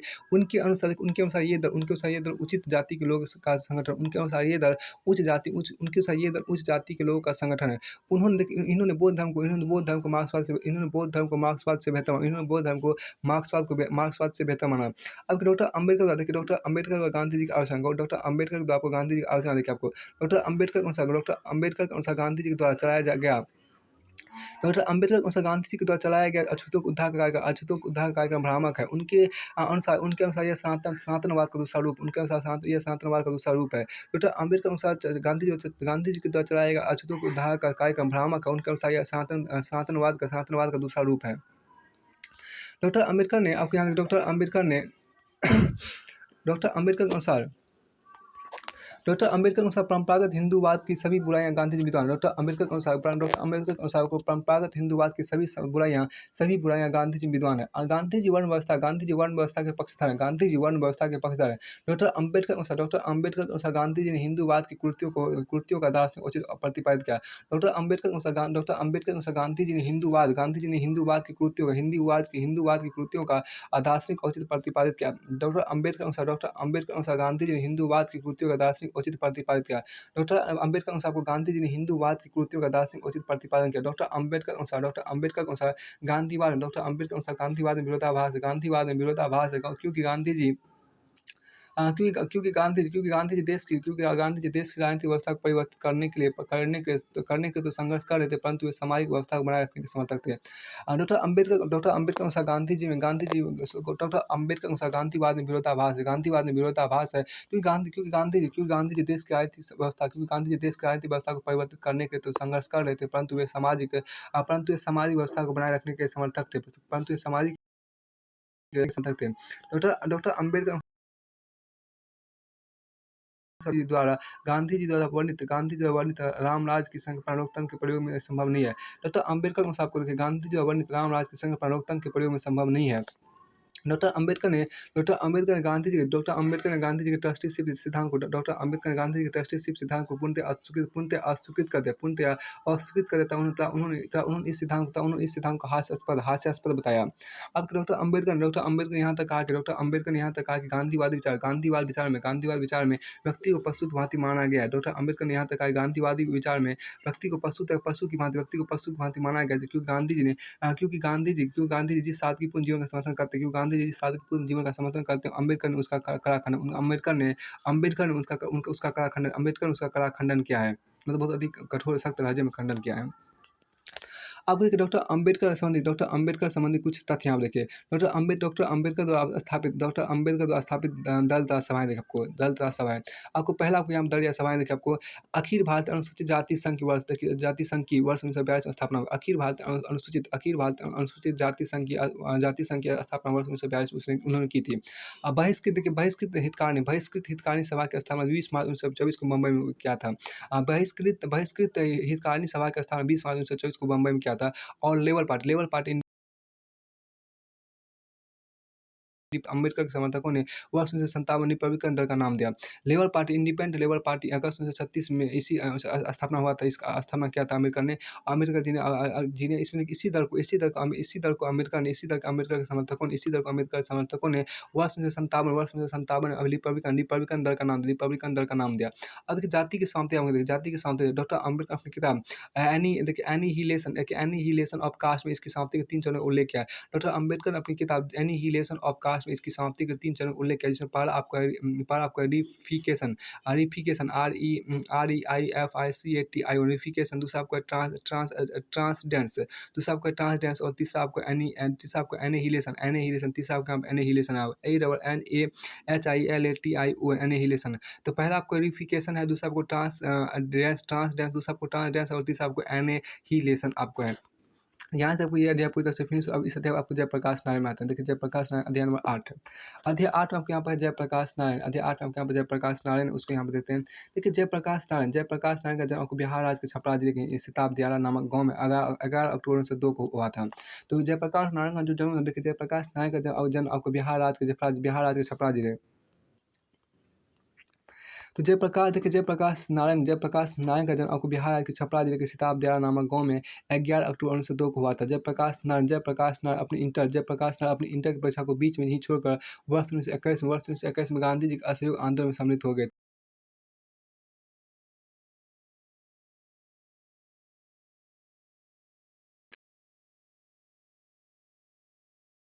उन्होंने 1976 में लिखा था।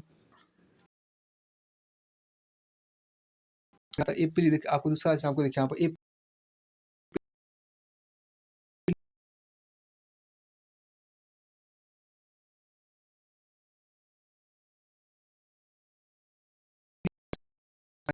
टोटल रिवॉल्यूशन 1978 में लिखा था। सोशल देखिए सर्वोदय एंड डेमोक्रेसी 1964 में लिखा था। सोशलिज्म सर्वोदय एंड डेमोक्रेसी 1964 में लिखा था। फिर आपको देखिए समाजवाद की धारणा, देखिए इन लोकप्रिय रूप में नहीं लोकनायक कहा गया। जयप्रकाश नारायण के समाजवादी विचारों को विकास क्रम की दृष्टि से 3 खंडों में वर्गीकृत किया जा सकता है। जयप्रकाश नारायण के समाजवादी विचारों को विकास क्रम की दृष्टि से 3 खंडों में वर्गीकृत किया जा सकता है, जिसमें पहला आपको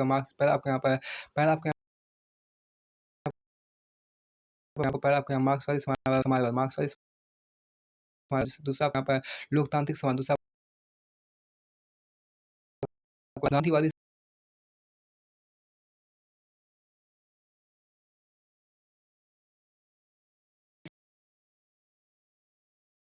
समाजवाद। देखिए मार्क्सवादी समाजवाद आपके यहाँ देखिए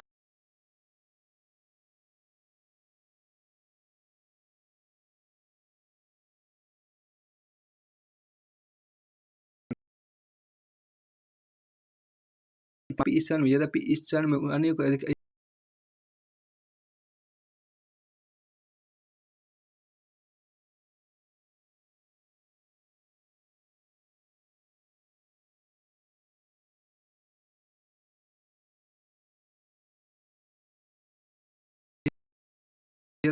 यद्यपि इस चरण उनके समाजवादी दर्शन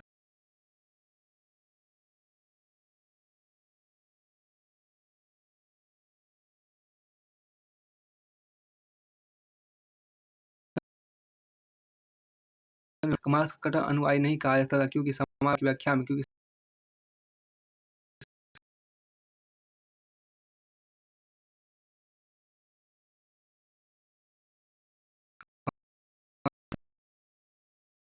ने स्पष्ट स्वीकार किया कि समाजवाद एवं स्पष्ट स्वीकार किया कि समाजवाद एवं मार्क्सवाद के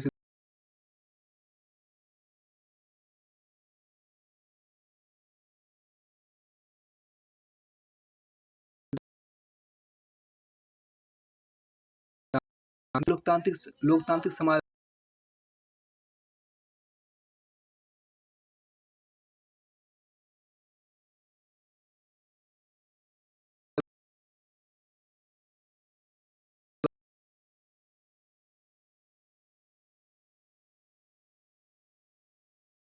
का प्रतिपादन किया। इसके तहत जयप्रकाश इसके तहत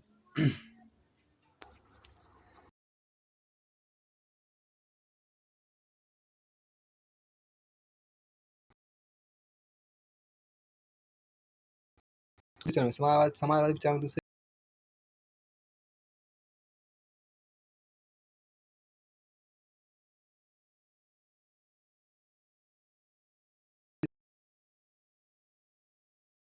स्थिति समाजवाद की भारतीय परिस्थिति के अनुसार व्याख्या गया। समाज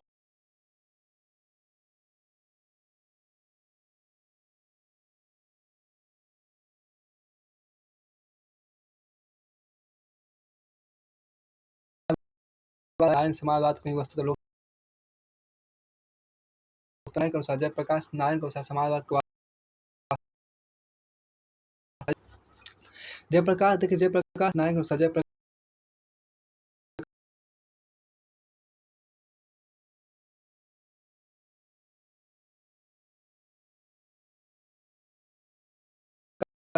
स्वतंत्रता जयप्रकाश समाजवाद की स्थापना के लिए समाजवाद की स्थापना के हिंसक समाज का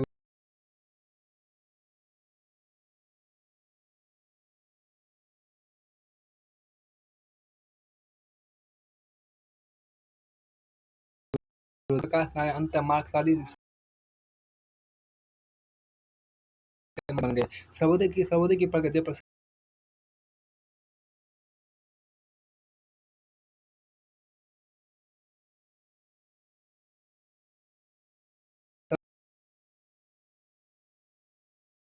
मूलतः 4 बिंदुओं पर केंद्रित है, जिसमें पहला आपको यहाँ पर पहला बिंदु आपका साधन पवित्र और दूसरा बिंदु आपको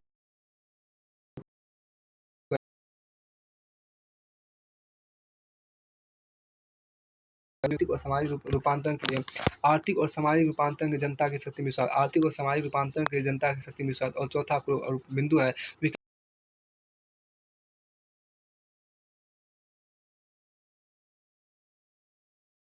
प्रकाश नारायण के अनुसार को सर्वोदय समाजवाद सर्वोदय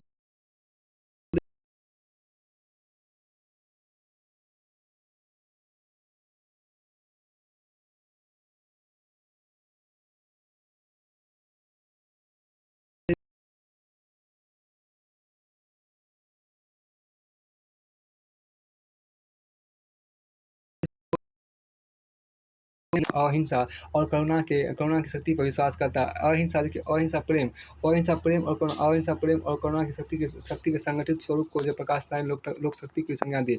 देखिए अहिंसा प्रेम और करुणा की शक्ति के संगठित स्वरूप को जयप्रकाश नारायण ने लोक शक्ति की संज्ञा दी।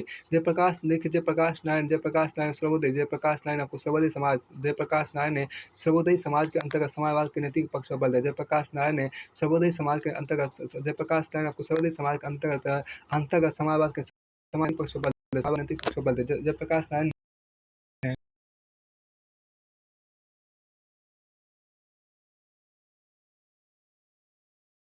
समाज के अंतर्गत समाजवाद के नैतिक पक्ष पर बल दिया। जयप्रकाश नारायण के अनुसार सर्वोदय समाज एक अहिंसक सर्वोदय समाज एक अहिंसक शोषण मुक्त सहकारी समाज का आदर्श प्रस्तुत करेगा। सहकारी समाज का आदर्श प्रस्तुत करेगा। आपको जयप्रकाश नारायण के अनुसार आपको सर्वोदय समाजवाद एक अहिंसक शोषण मुक्त सहकारी समाज का आदर्श प्रस्तुत करेगा। सर्वोदय समाजवाद की व्यवस्था के आधार पर प्रतियोगिता सर्वोदय समाजवाद की व्यवस्था के आधार पर प्रतियोगिता प्रतियोगिता नहीं होगा, अपितु या सहयोग पर आधारित सामाजिक अर्थव्यवस्था, अपितु या सहयोग पर आधारित सामाजिक अर्थव्यवस्था होगी। देखिए सर्वोदयी समाज को संरचना जाती है, देखिए सर्वोदयी समाज को संरचना जाति या वर्ग पर आधारित नहीं होगी। सर्वोदय की आपको देखिए सर्वोदय समाज की संरचना, जाति या वर्ग पर आधारित नहीं होगी। सर्वोदय समाज की संरचना जाति या वर्ग पर आधारित नहीं होगी। जयप्रकाश नायक रचना द व्हाई सोशलिज्म 1936 है। जयप्रकाश नायक रचना व्हाई सोशलिज्म 1936 आपका है। वर्ष 1936 में जयप्रकाश नायक रचना आपको जयप्रकाश नायक रचना आपको वॉइस सोशलिज्म वर्ष 1936 आपका है। देखिए वर्ष 1949 में अपने एक लेख एक लेख my picture of socialism Jayaprakash Nayak ने निम्नलिखित विचार दिए। जयप्रकाश नायक को निम्नलिखित विचार जिसमें पढ़ा आपको ग्राम पंचायत के द्वारा सहकारी खेती की जाएगी। ग्राम पंचायत के द्वारा सहकारी खेती की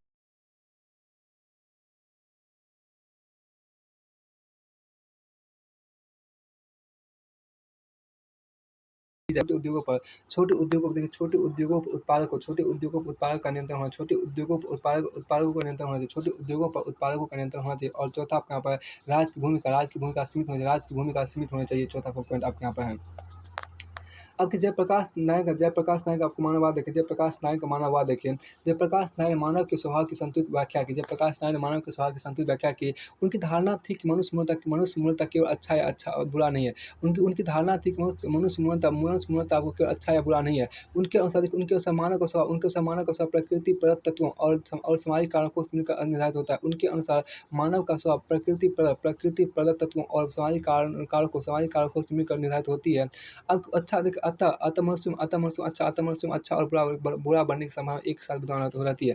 अतः मनुष्य में अच्छा और बुरा बनने की संभावना एक साथ विद्यमान रहती है। जयप्रकाश नारायण ने मानव स्वभाव को कोई रूढ़ तत्व नहीं माना। जयप्रकाश नारायण ने मानव स्वभाव को रूढ़ तत्व नहीं माना। उनके अनुसार मनुष्य के स्वभाव एवं आचरण को प्रयासों के माध्यम से बदला जा सकता है। उनके अनुसार मनुष्य के स्वभाव एवं आचरण को प्रयासों के माध्यम से बदला जा सकता है। मानव केंद्रितता को जयप्रकाश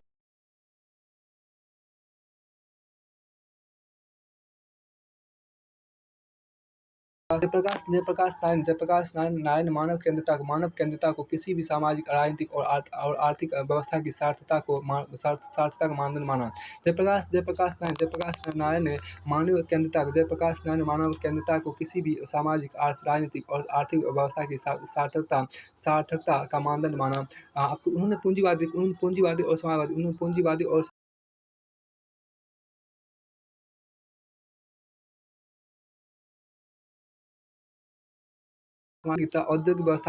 औद्योगिक सभ्यता। उन्होंने पूंजीवादी और समाजवादी व्यवस्था तथा औद्योगिक सभ्यता का इस आधार पर विरोध किया है कि इन व्यवस्थाओं में मनुष्यों को एक यंत्र बना दिया। इन व्यवस्थाओं ने मनुष्यों को एक यंत्र बना दिया है तथा मनुष्य को उसकी सृजनात्मक शक्ति के वास्तविक आनंद की अनुभूति से वंचित कर दिया जाता है। उन्होंने पूंजीवादी और समाजवादी व्यवस्था तथा औद्योगिक सभ्यता को इस आधार पर विरोध किया कि इन सभ्यताओं ने मनुष्य को एक यंत्र बना दिया है तथा मनुष्य को उसकी सृजनात्मक शक्ति के वास्तविक आनंद की अनुभूति से वंचित कर दिया जाता है। जयप्रकाश नारायण का दृढ़ मंत्र था कि विचारधारा धर्म विचारधारा राज एवं विज्ञान आदि सभी को साधन एवं मनुष्य को साध माना जाना चाहिए। जयप्रकाश नारायण का दृढ़ मंत्र था कि धर्म विचारधारा राज एवं विज्ञान आदि सभी को साधन तथा मनुष्य को साध माना जाना चाहिए था। अब माना जाना चाहिए। जयप्रकाश नारायण मानव केंद्रीय सत्ता को मान्यता देते हुए भी मानव का समुदाय से पृथक अस्तित्व स्वीकार नहीं किया। जयप्रकाश नारायण ने मानव की केंद्रीय सत्ता को मान्यता देते हुए मानव का समुदाय से पृथक अस्तित्व स्वीकार नहीं किया। जयप्रकाश नारायण ने मानव की केंद्रीय सत्ता को मान्यता देते हुए भी मानव का समुदाय से पृथक अस्तित्व स्वीकार नहीं किया। जयप्रकाश नारायण ने मानव की आत्मा की स्वतंत्रता जयप्रकाश नारायण ने मानव की आत्मा की स्वतंत्रता तथा जयप्रकाश नारायण ने मानव की स्वतंत्रता की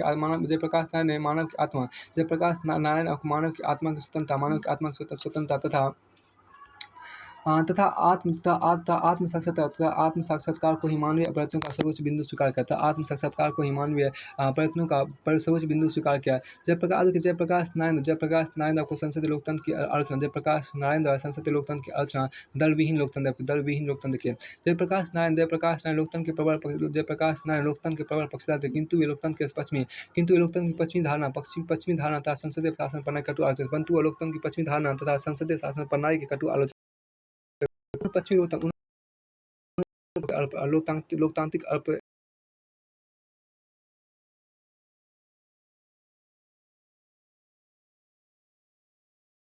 लोकतंत्र की संज्ञा दी और दलविहीन लोकतंत्र का समर्थन किया। उन्होंने पश्चिमी लोकतांत्रिक अब उन्होंने पश्चिमी लोकतांत्रिक धारणा की आलोचना मुख्यतः इस आधार पर की है कि उसमें व्यक्ति के सामाजिक स्वभाव की उपेक्षा की। उन्होंने पश्चिमी लोकतांत्रिक धारणा की आलोचना मुख्यतः इस आधार पर की है कि उसमें व्यक्ति के सामाजिक स्वभाव की उपेक्षा की गई। जयप्रकाश नारायण अनुसार को संसदीय प्रजातंत्र का मूल दोष यह है कि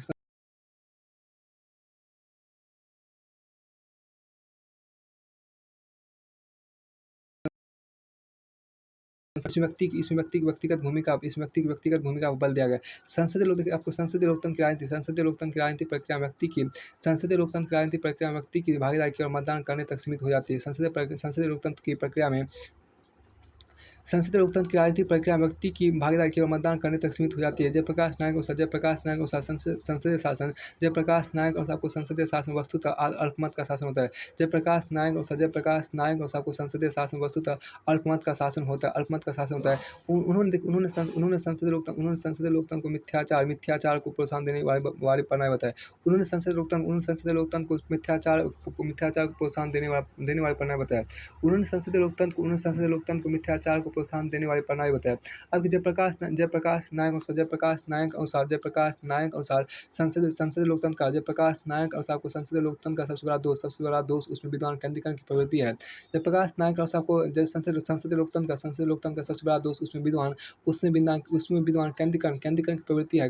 केंद्रीकरण की प्रवृत्ति है। उन्होंने दल व्यवस्था को संसदीय लोकतंत्र का एक बड़ा दोष माना। उन्होंने दल व्यवस्था को भी संसदीय लोकतंत्र का एक बड़ा दोष माना, क्योंकि दल राष्ट्रीय हितों की अपेक्षा अपने दलीय हितों को अधिक महत्व देते हैं। उन्होंने दल व्यवस्था को भी संसदीय लोकतंत्र का एक बड़ा दोष माना, क्योंकि दल राष्ट्रीय हितों की अपेक्षा अपने दलीय हितों को अधिक महत्व देते हैं। अब जयप्रकाश नारायण आपको संसदीय लोकतंत्र की चुनाव प्रणाली को विकृत और खर्चे बताया। जयप्रकाश नारायण ने संसदीय लोकतंत्र की चुनाव प्रणाली को विकृत और खर्चे जयप्रकाश नारायण ने संसदीय लोकतंत्र की चुनाव प्रणाली को विकृत और खर्चे बताया। जयप्रकाश नारायण लोकतंत्र की संकल्पना। जयप्रकाश नारायण की लोकतंत्र की संकल्पना देखिए। जयप्रकाश नारायण लोकतंत्र की संकल्पना में लोकतंत्र को शासन की एक संस्थागत व्यवस्था तथा नैतिक मूल्यों की एक व्यवस्था माना गया है। जयप्रकाश नारायण की लोकतंत्र की संकल्पना में लोकतंत्र को शासन की एक संस्थागत व्यवस्था तथा नैतिक मूल्यों की एक व्यवस्था माना गया। उनके अनुसार ये नैतिक अपेक्षा लोकतंत्र से अनिवार्य रूप से जुड़ी हुई है। लोकतंत्र से अनिवार्य रूप से जुड़ी हुई है। अब लोकतांत्रिक व्यवस्था की अनिवार्य नैतिक अपेक्षा निम्नलिखित। लोकतांत्रिक व्यवस्था की अनिवार्य नैतिक अपेक्षाएं निम्नलिखित है। पहला आपको देखिए, जनता को लोकतंत्र के नैतिक प्रशिक्षण। दूसरा आपको आवश्यकताओं का परिश्रम और तीसरा आपको स्वतंत्रता के साथ दायित्वों की व्यवस्था। आपको यहाँ पे देखिए, फिर आपको आगे यहाँ पर चौथा नंबर आपको यहाँ पर क्या, चौथा नंबर आपको क्या आर्थिक न्याय, चौथा नंबर आपको यहाँ पर क्या आर्थिक न्याय, चौथा नंबर आपको आर्थिक न्याय और पाँचवा आपको यहाँ पर सामाजिक क्रांति है। अब जयप्रकाश नारायण के सामुदायिक लोकतंत्र या लोक स्वराज की धारणा। देखिए, जयप्रकाश नारायण के सामुदायिक लोकतंत्र या लोक स्वराज की धारणा देखिए। भारत के सामुदायिक प्रजातंत्र को उन्होंने एक आदर्श लोकतांत्रिक प्रणाली माना। भारत के सामुदायिक प्रजातंत्र को उन्होंने एक आदर्श लोकतंत्र प्रणाली माना। उनकी उनकी संकल्पना मुख्यतः 3 परिणाम पर आधारित है, जिसमें पहला आपका राज व्यवस्था की प्राचीन पहला आपका राज व्यवस्था की प्राचीन भारतीय परंपरा, राज व्यवस्था की प्राचीन भारतीय परंपरा, और दूसरा है मानव की मूलभूत सामुदायिक प्रवृत्ति, मानव की मूलभूत सामुदायिक प्रवृत्ति, और तीसरा आपका सत्ता के आधार पर आपका तीसरा आपका सत्ता के आधार की व्यापकता, सत्ता के आधार की व्यापकता आपको यहाँ पर है। आपके यहाँ देखिए क्या आपके सामुदायिक लोकतंत्र की संरचना देखिए, सामुदायिक लोकतंत्र की संरचना आपके यहाँ पर देखिए। देखिए आपके यहाँ पर है सामुदायिक लोकतंत्र की सामुदायिक लोकतंत्र की संरचना में देखिए। सामुदायिक लोकतंत्र की संकल्पना मनुष्य की सामुदायिक प्रवृत्ति को आधार बनाया गया है। सामुदायिक लोकतंत्र की संकल्पना मनुष्य की सामुदायिक प्रवृत्ति को देखिए। जयप्रकाश नारायण ने सामुदायिक लोकतंत्र की पंच स्तरीय संरचना का सुझाव दिया, जो निम्नलिखित है। जयप्रकाश नारायण ने सामुदायिक लोकतंत्र की पंच स्तरीय संरचना का सुझाव दिया, जो निम्नलिखित है। जिसमें पहला आपके यहाँ पर प्रारंभिक स्तर पर सर्वोच्च निकाय ग्राम सभा होगी। दूसरा देखिए क्षेत्रीय स्तर पर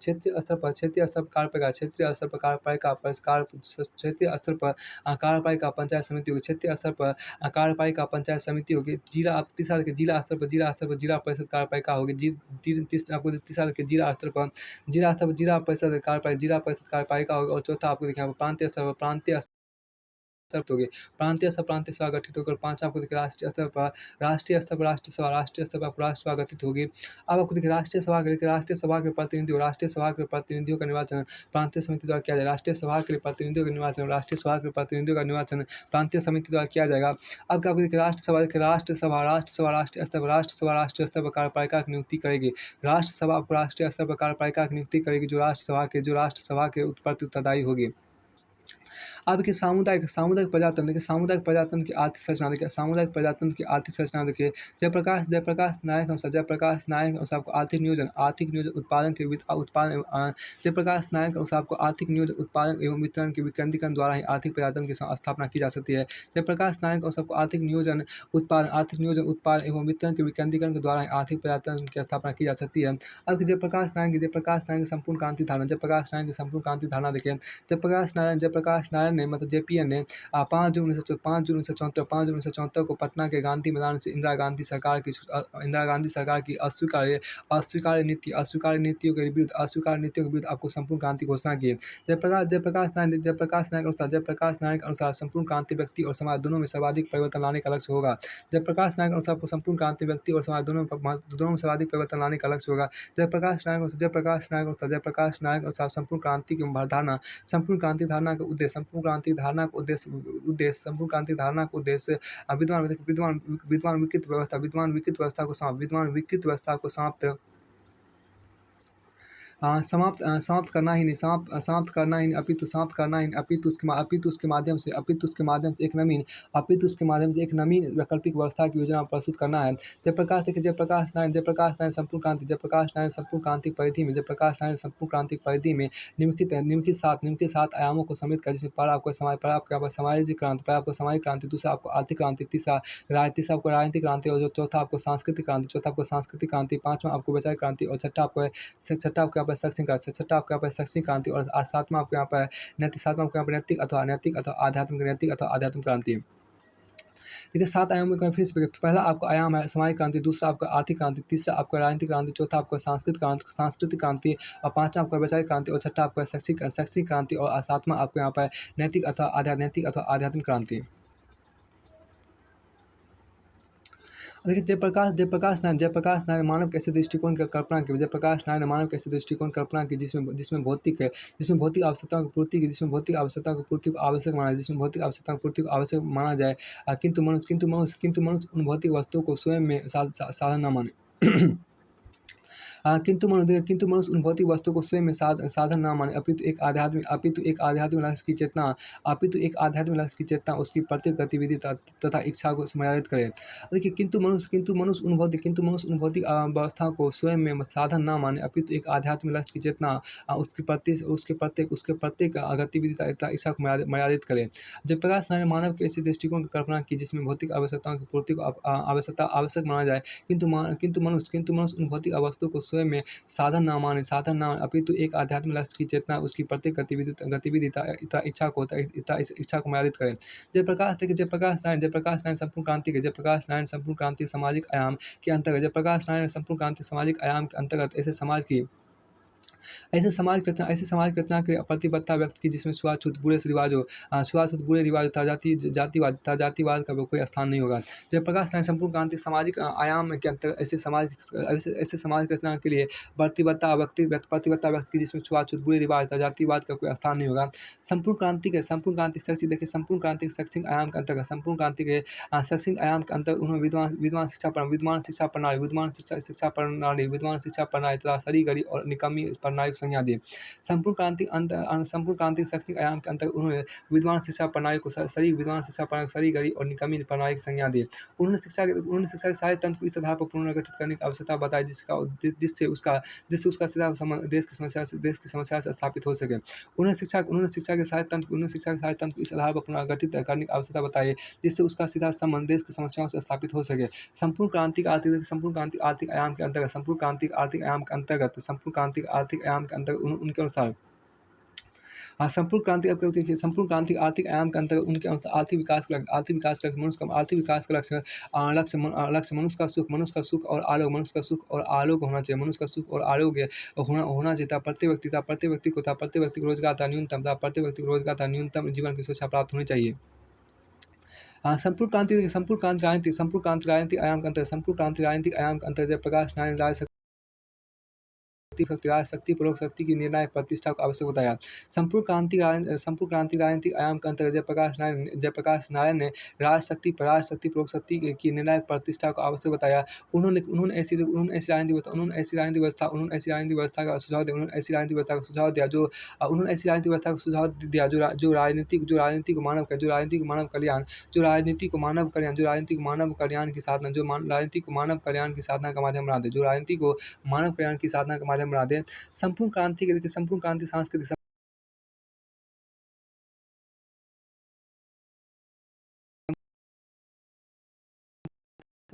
संपूर्ण क्रांति सांस्कृतिक भारत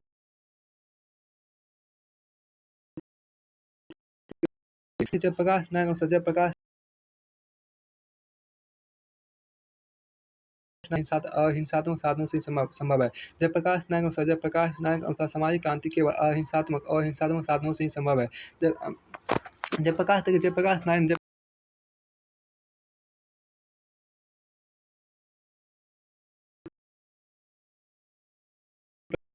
क्रांति सतत रूप में चलने वाली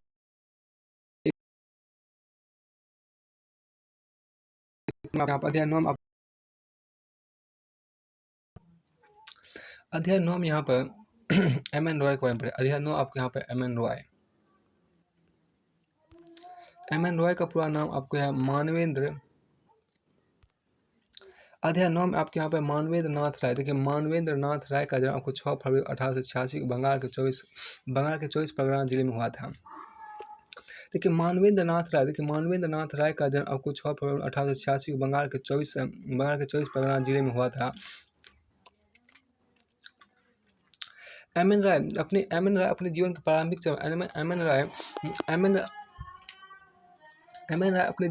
चरण क्रांतिकारी गतिविधियों में संलिप्त थे। इन्हें हावड़ा षड्यंत्र केस में एवं कानपुर षड्यंत्र केस में गिरफ्तार भी किया गया था। एम.एन. राय अपने जीवन के प्रारंभिक चरण में क्रांतिकारी गतिविधियों में संलिप्त थे। इन्हें हावड़ा षड्यंत्र केस में एवं कानपुर षड्यंत्र केस में गिरफ्तार भी किया गया था। आरंभिक रूप में ये युगांतर एवं अनुसरण समिति के जैसे संगठनों से जुड़े थे। आरंभिक रूप में वे युगांतर एवं अनुसरण समिति जैसे संगठनों से जुड़े हुए थे।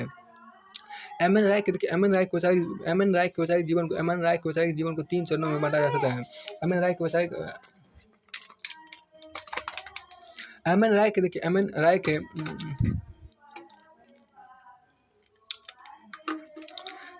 वैचारिक जीवन को 3 चरणों में बांटा जा सकता है, जिसमें जीवन के प्रथम चरण में क्रांतिकारी राष्ट्रवादी। जीवन के प्रथम चरण में जीवन के प्रथम चरण में क्रांतिकारी राष्ट्रवादी जीवन के प्रथम चरण में क्रांतिकारी राष्ट्रवादी थे। जीवन के द्वितीय चरण में कट्टर मार्क्सवादी बन गए। जीवन के द्वितीय चरण में कट्टर मार्क्सवादी बन गए। जीवन के तृतीय चरण में मार्क्सवाद का त्याग करके नव मानववादी में होकर उभरे। जीवन के तृतीय चरण में मार्क्सवाद का त्याग करके नव मार्क्सवादी होकर उभरे। एम एन रॉय, देखिए एम एन रॉय एक विशुद्ध भौतिकवादी विचारक थे। एम एन रॉय एक विशुद्ध भौतिकवादी विचारक थे। एम एन रॉय एक विशुद्ध भौतिकवादी विचारक थे। उन्होंने भारतीयों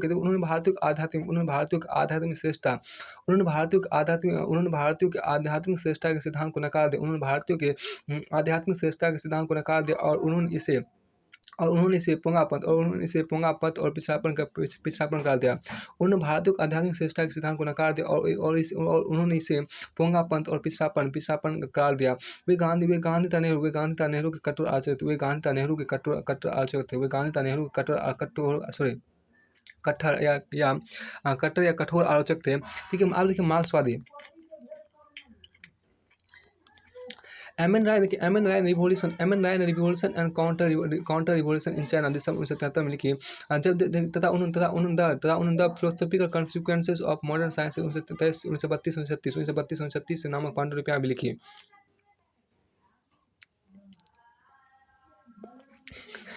अब देखिए एम एन राय के अनुसार भारतीय बुर्जुआ ब्रिटिश साम्राज्यवाद के साथ ब्रिटिश साम्राज्यवाद के साथ सांठगांठ स्थापित कर ली है। एम एन राय के अनुसार कि भारतीय बुर्जुआ ने ब्रिटिश साम्राज्य के साथ सांठगांठ स्थापित कर ली है। इसलिए भारत में साम्राज्यवाद के विरुद्ध केवल सर्वहारा ही क्रांति का विकल्प है। इसलिए भारत में साम्राज्यवाद के विरुद्ध केवल सर्वहारा ही क्रांति का विकल्प है। सर्वहारा ही क्रांति विकल्प है। उन्होंने अपने the future of Indian politics 1920 में कहा कि भारत में सर्वहारा किसानों को सम्मिलित करके क्रांति की जाएगी। उन्होंने अपनी रचना the future of Indian politics 1920 में कहा कि भारत में सर्वहारा किसानों को सम्मिलित करके क्रांति की जाएगी। एम एन राय ने भारतीय इतिहास को वर्गीय विश्लेषण करते हुए कहा कि भारतीय इतिहास को वर्गीय विश्लेषण करते हुए कहा कि भारत में सामंतवादी अर्थव्यवस्था का धीरे धीरे विनाश हो रहा है। एम एन राय ने भारतीय इतिहास को वर्गीय विश्लेषण करते हुए कहा कि भारत में सामंतवादी अर्थव्यवस्था का धीरे धीरे विनाश हो रहा है। फिर आपको यहाँ देखिए एम एन रॉय ने अपनी रचना इंडिया इन ट्रांजिशन 1922 में भारतीय समाज एवं इतिहास की वर्गीय विश्लेषण प्रस्तुत किया। भारत में पूंजीवाद का विकास हो रहा है। एम एन राय के अनुसार 1857 का विद्रोह सामंतवादी ताकतों का पुनः अपनी सत्ता हथियाने का प्रयास था। उनके अनुसार ब्रिटिश शासन द्वारा प्रत्येक संवैधानिक सुधार बुर्जुआ वर्ग को खुश करने के लिए जिससे भारत में शोषण बरकरार रखा जा सके। उनके अनुसार ब्रिटिश शासन द्वारा प्रत्येक संवैधानिक सुधार बुर्जुआ वर्ग को खुश करने के लिए है जिससे भारत में शोषण बरकरार रखा जा सके। उन्होंने भारत में साम्यवादी क्रांति का बड़ा उद्देश्य बताते हुए कहा कि भारत की क्रांति पूरी दुनिया में साम्यवादी क्रांति महत्वपूर्ण है। अब इनके रचना आप देखिए। उनके अनुसार ब्रिटिश शासन में प्रत्येक संवैधानिक सुधार बुर्जुआ वर्ग को खुश करने के लिए जिससे भारत में शोषण बरकरार रखा जा सके। उन्होंने एम एन रॉय ने भारत में साम्यवादी क्रांति का बड़ा उद्देश्य बताते हुए कहा कि भारत की क्रांति पूरी दुनिया में साम्यवादी क्रांति का महत्वपूर्ण है। अब एम एन रॉय की रचनाएं देखिए। इंडिया इन ट्रांजिशन 1922 में लिखा। न्यू ह्यूमैनिज ए मैनिफेस्टो 1953 में लिखा। द प्रॉब्लम ऑफ फ्रीडम 1945 में लिखा। साइंटिफिक पॉलिटिक्स 1940 में लिखा। साइंटिफिक पॉलिटिक्स 1940 में लिखा। 1 year of non cooperation from Ahmedabad to Gaya 1923 में लिखा। Revolution and counter revolution in China 1946 में लिखा। Materialism and outline of the history of scientific thought 1940 में लिखा। Materialism and outline of the history of scientific thought 1940 में लिखा। न्यू ह्यूमैनिज ए manifesto 1947 में लिखा। न्यू ह्यूमैनिज ए मैनिफेस्टो 1947 में लिखा। अब कि एम एन रॉय के देखिए, एम एन रॉय के विचारों में परिवर्तन देखिए, एम एन रॉय के विचारों में परिवर्तन यहाँ देखिए। एम एन रॉय देखिए, एम एन रॉय अपनी युवा अवस्था में क्रांतिकारी विचारधारा के समर्थक। एम एन रॉय अपनी युवा अवस्था में, एम एन रॉय अपनी युवा अवस्था में क्रांतिकारी विचारधारा के समर्थक थे। उन्होंने क्रांतिकारी गतिविधियों में भाग लिया। रायन वर्ष 1915-16 में सशस्त्र क्रांति के द्वारा भारत को ब्रिटिश साम्राज्य से मुक्त कराने हेतु योजना तैयार की, जो सफल नहीं हो सकी। वर्ष 1918 के बाद उन्होंने समाजवाद का अध्ययन किया था। वर्ष 1918 के बाद उन्होंने समाजवाद का अध्ययन किया था। अपना नाम आपको मानवेंद्र राय। पहले उसका नाम था, पहले मानवेंद्र नाथ भट्टाचार्य था, कर लिया। तथा वर्ष 1920 में स्वयं को समाजवादी घोषित किया। वर्ष 1929 में कुछ समाजवादी सिद्धांतों के विरोध के कारण उन्हें वर्ष 1929 में कम्युनिस्ट इंटरनेशनल से निष्कासित कर दिया गया। वर्ष 1930 में कानपुर षड्यंत्र के तहत उन्हें 6 वर्ष की सजा हुई, जहाँ जेल में उन्होंने कई महत्वपूर्ण दार्शनिक रचनाएं लिखी था। जेल से निकलने के बाद उन्होंने समाजवाद को पूर्णतः त्याग दिया और क्रांतिकारी मानववादी रेडिकल ह्यूमैनिज्म में बन गए। अब कांग्रेस के प्रति दृष्टिकोण यहाँ पे देखिए, उन्होंने कांग्रेस को एक बुर्जुआ संगठन माना। उन्होंने भारत में समाजवाद के विरुद्ध संघर्ष में कांग्रेस का सहयोग करने से इनकार कर दिया। कांग्रेस के सहयोग से कांग्रेस के सहयोग के मुद्दे पर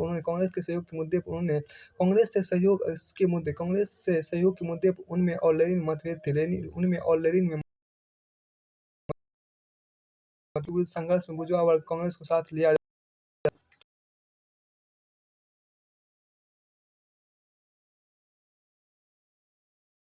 क्रांति मतभेद देखिए, एम एन रॉय भारत में साम्यवादी दल की स्थापना की। एम एन राय ने वर्ष 1925 में भारत में साम्यवादी दल की स्थापना की था। उन्होंने मैक्सिको में भी साम्यवादी दल की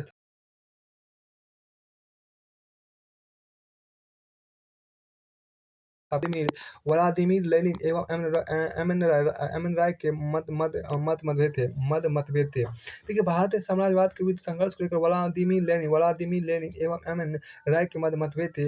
एम एन राय के अनुसार भारत में यह साम्यवाद है तथा वे साम्यवादी क्रांति कर सकते। इसलिए बुर्जुआ वर्ग कांग्रेस का समाजवाद के विरुद्ध संघर्ष में सहयोग नहीं देना चाहिए। इसलिए बुर्जुआ वर्ग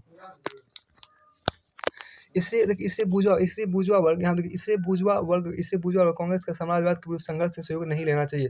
जबकि भारत में एक अन्य साम्यवादी नेता नाथ टैगोर सोमेंद्र नाथ टैगोर ने लेनिन को बताया कि भारत में साम्यवाद बहुत कम है। सोमेंद्र नाथ के अनुसार भारत में केवल दर्जन भर साम्यवादी है। अतः व्लादिमीर लेनिन ने साम्यवाद के विरुद्ध संघर्ष में कांग्रेस को साथ लेने का समर्थन किया, परंतु एम एन रॉय ने इसका विरोध किया। व्लादिमीर लेनिन ने साम्यवाद के विरुद्ध संघर्ष में कांग्रेस को साथ लेने का समर्थन किया, परंतु एम एन रॉय ने इसका विरोध किया। व्लादिमीर लेनिन ने craft thesis on national and colonial question लिखा। व्लादिमीर लेनिन ने craft thesis on the national and colonial question लिखा। और एम एन राय का नव मानववाद का विचार। एम एन राय का नव मानववाद का विचार देखिए, आमूल मानववाद या वैज्ञानिक एकात्मक मानववाद भी बोलते हैं इसको। आमूल मानववाद या आपको वैज्ञानिक एकात्म मानववाद भी बोलते हैं। नव मानववाद के अंतर्गत एम एन रॉय द्वारा निम्नलिखित विचारधारा का खंडन किया गया। नव मानववाद के अंतर्गत एम एन रॉय द्वारा निम्नलिखित विचारों का खंडन किया गया, जिसमें आपको यहाँ पे देखिए गांधीवाद के आध्यात्मिक एवं धार्मिक आधार की आलोचना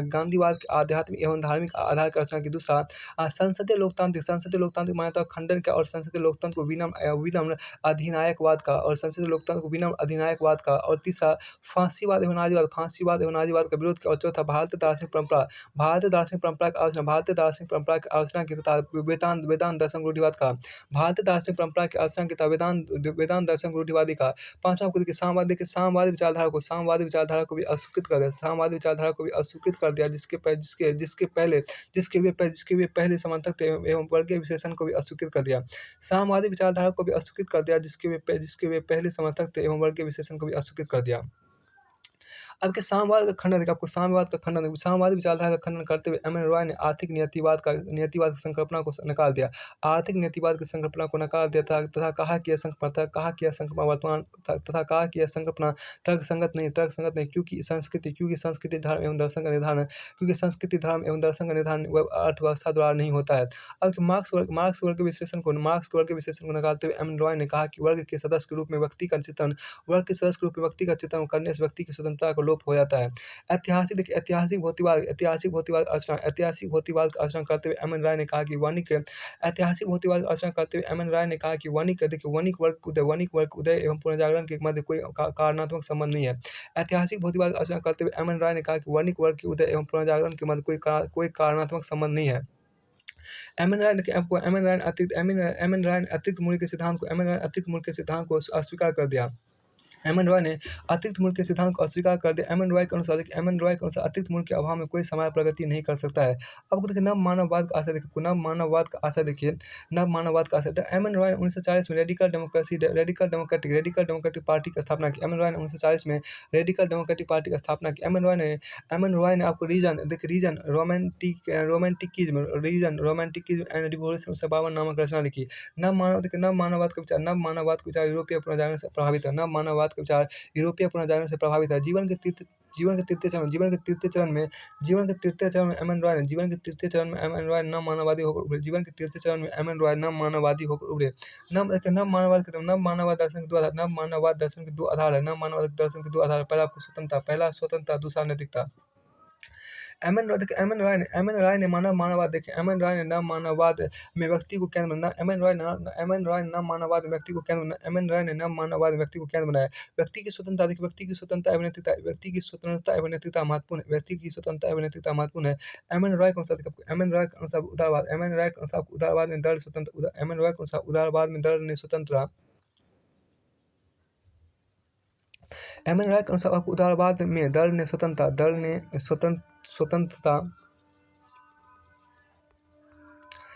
स्वतंत्रता को समाप्त कर देता। मार्क्सवाद ने स्वतंत्रता का दमन वर्ग के आधार पर किया था। स्वतंत्रता का दमन वर्ग के आधार पर किया गया है। मार्क्सवाद में स्वतंत्रता का दमन वर्ग के आधार पर किया गया। अतः स्वतंत्रता ना मार्क्सवाद में मिलेगी ना ही उदारवाद में। स्वतंत्रता नव मानववाद में ही मिलेगी। नव मानववाद में सभी सामाजिक संस्थाओं का केंद्र बिंदु मानव है। नव मानववाद में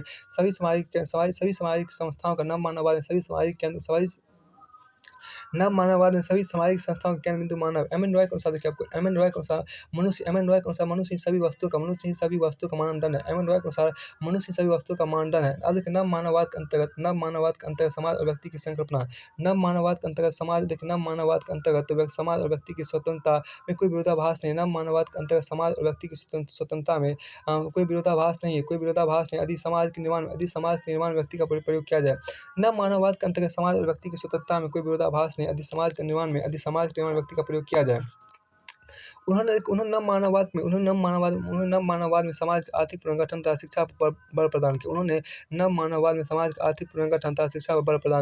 वैज्ञानिक ज्ञान पर भी अत्यधिक बल प्रदान किया। देखिए उन्होंने नव मानववाद में समाज के आर्थिक पुनर्गठन तथा शिक्षा पर बल प्रदान किया। वैज्ञानिक ज्ञान पर भी अत्यधिक बल दिया। अब मानव को नैतिक माना। क्रांति शिक्षा एवं सहमति द्वारा होगी। बहुलवादी समाज का समर्थन किया। विकेंद्रित राजनीतिक प्रणाली एवं दल विहीन लोकतंत्र का समर्थन किया। विकेंद्रित राजनीतिक प्रणाली एवं दल विहीन लोकतंत्र का समर्थन किया। अब महत्वपूर्ण रचनाएं में क्या शामिल है? महत्वपूर्ण रचना में आपको एम एन रॉय की महत्वपूर्ण रचना आपको यहाँ पर रचना है क्वेंटीन, देखिए क्वेंटीन क्वेंटीन स्किनर, महत्वपूर्ण रचना आपकी क्वेंटीन स्किनर का क्वेंटीन स्किनर का the foundation of modern modern political thought 1978 है। क्वेंटीन स्किनर का रचना आपको the foundation of modern political thought 1978 है आपको है। माइकल सेंटर का रचना का नाम आपको यहाँ पर है। माइकल सेंटर का रचना का नाम आपको liberalism and the limit of justice 1982, liberalism and the limits of justice 1982। गो देखिए गियोवानी सार्टोरी, देखिए गियोवानी सार्टोरी आपको गियोवानी सार्टोरी जो आपको वो डेमोक्रेटिक थ्योरी 1962 आपको है। गियोवानी सार्टोरी का रचना आपको डेमोक्रेटिक थ्योरी 1962 है। चार्ल्स टेलर, देखिए चार्ल्स टेलर का रचना नाम चार्ल्स टेलर का रचना आपके यहाँ पर philosophy and the human sciences 1985 है। चार्ल्स टेलर का रचना नाम आपको philosophy and the human science 1985 है। एंटोनी देखिए एंथोनी आर ब्रेस्टर का रचना नाम आपको डेमोक्रेसी, एंथोनी आर ब्रेस्टर का रचना नाम आपको डेमोक्रेसी आपको है। सीबी मैकफर्सन, देखिए सीबी मैकफर्सन का रचना नाम आपको the real world of democracy 1965 है। सीबी मैकफर्सन का रचना नाम आपको the real world of democracy 1965 है। सीबी मैकफर्सन का रचना नाम आपको the real world of democracy 1965 है। और कार्लो पैटमैन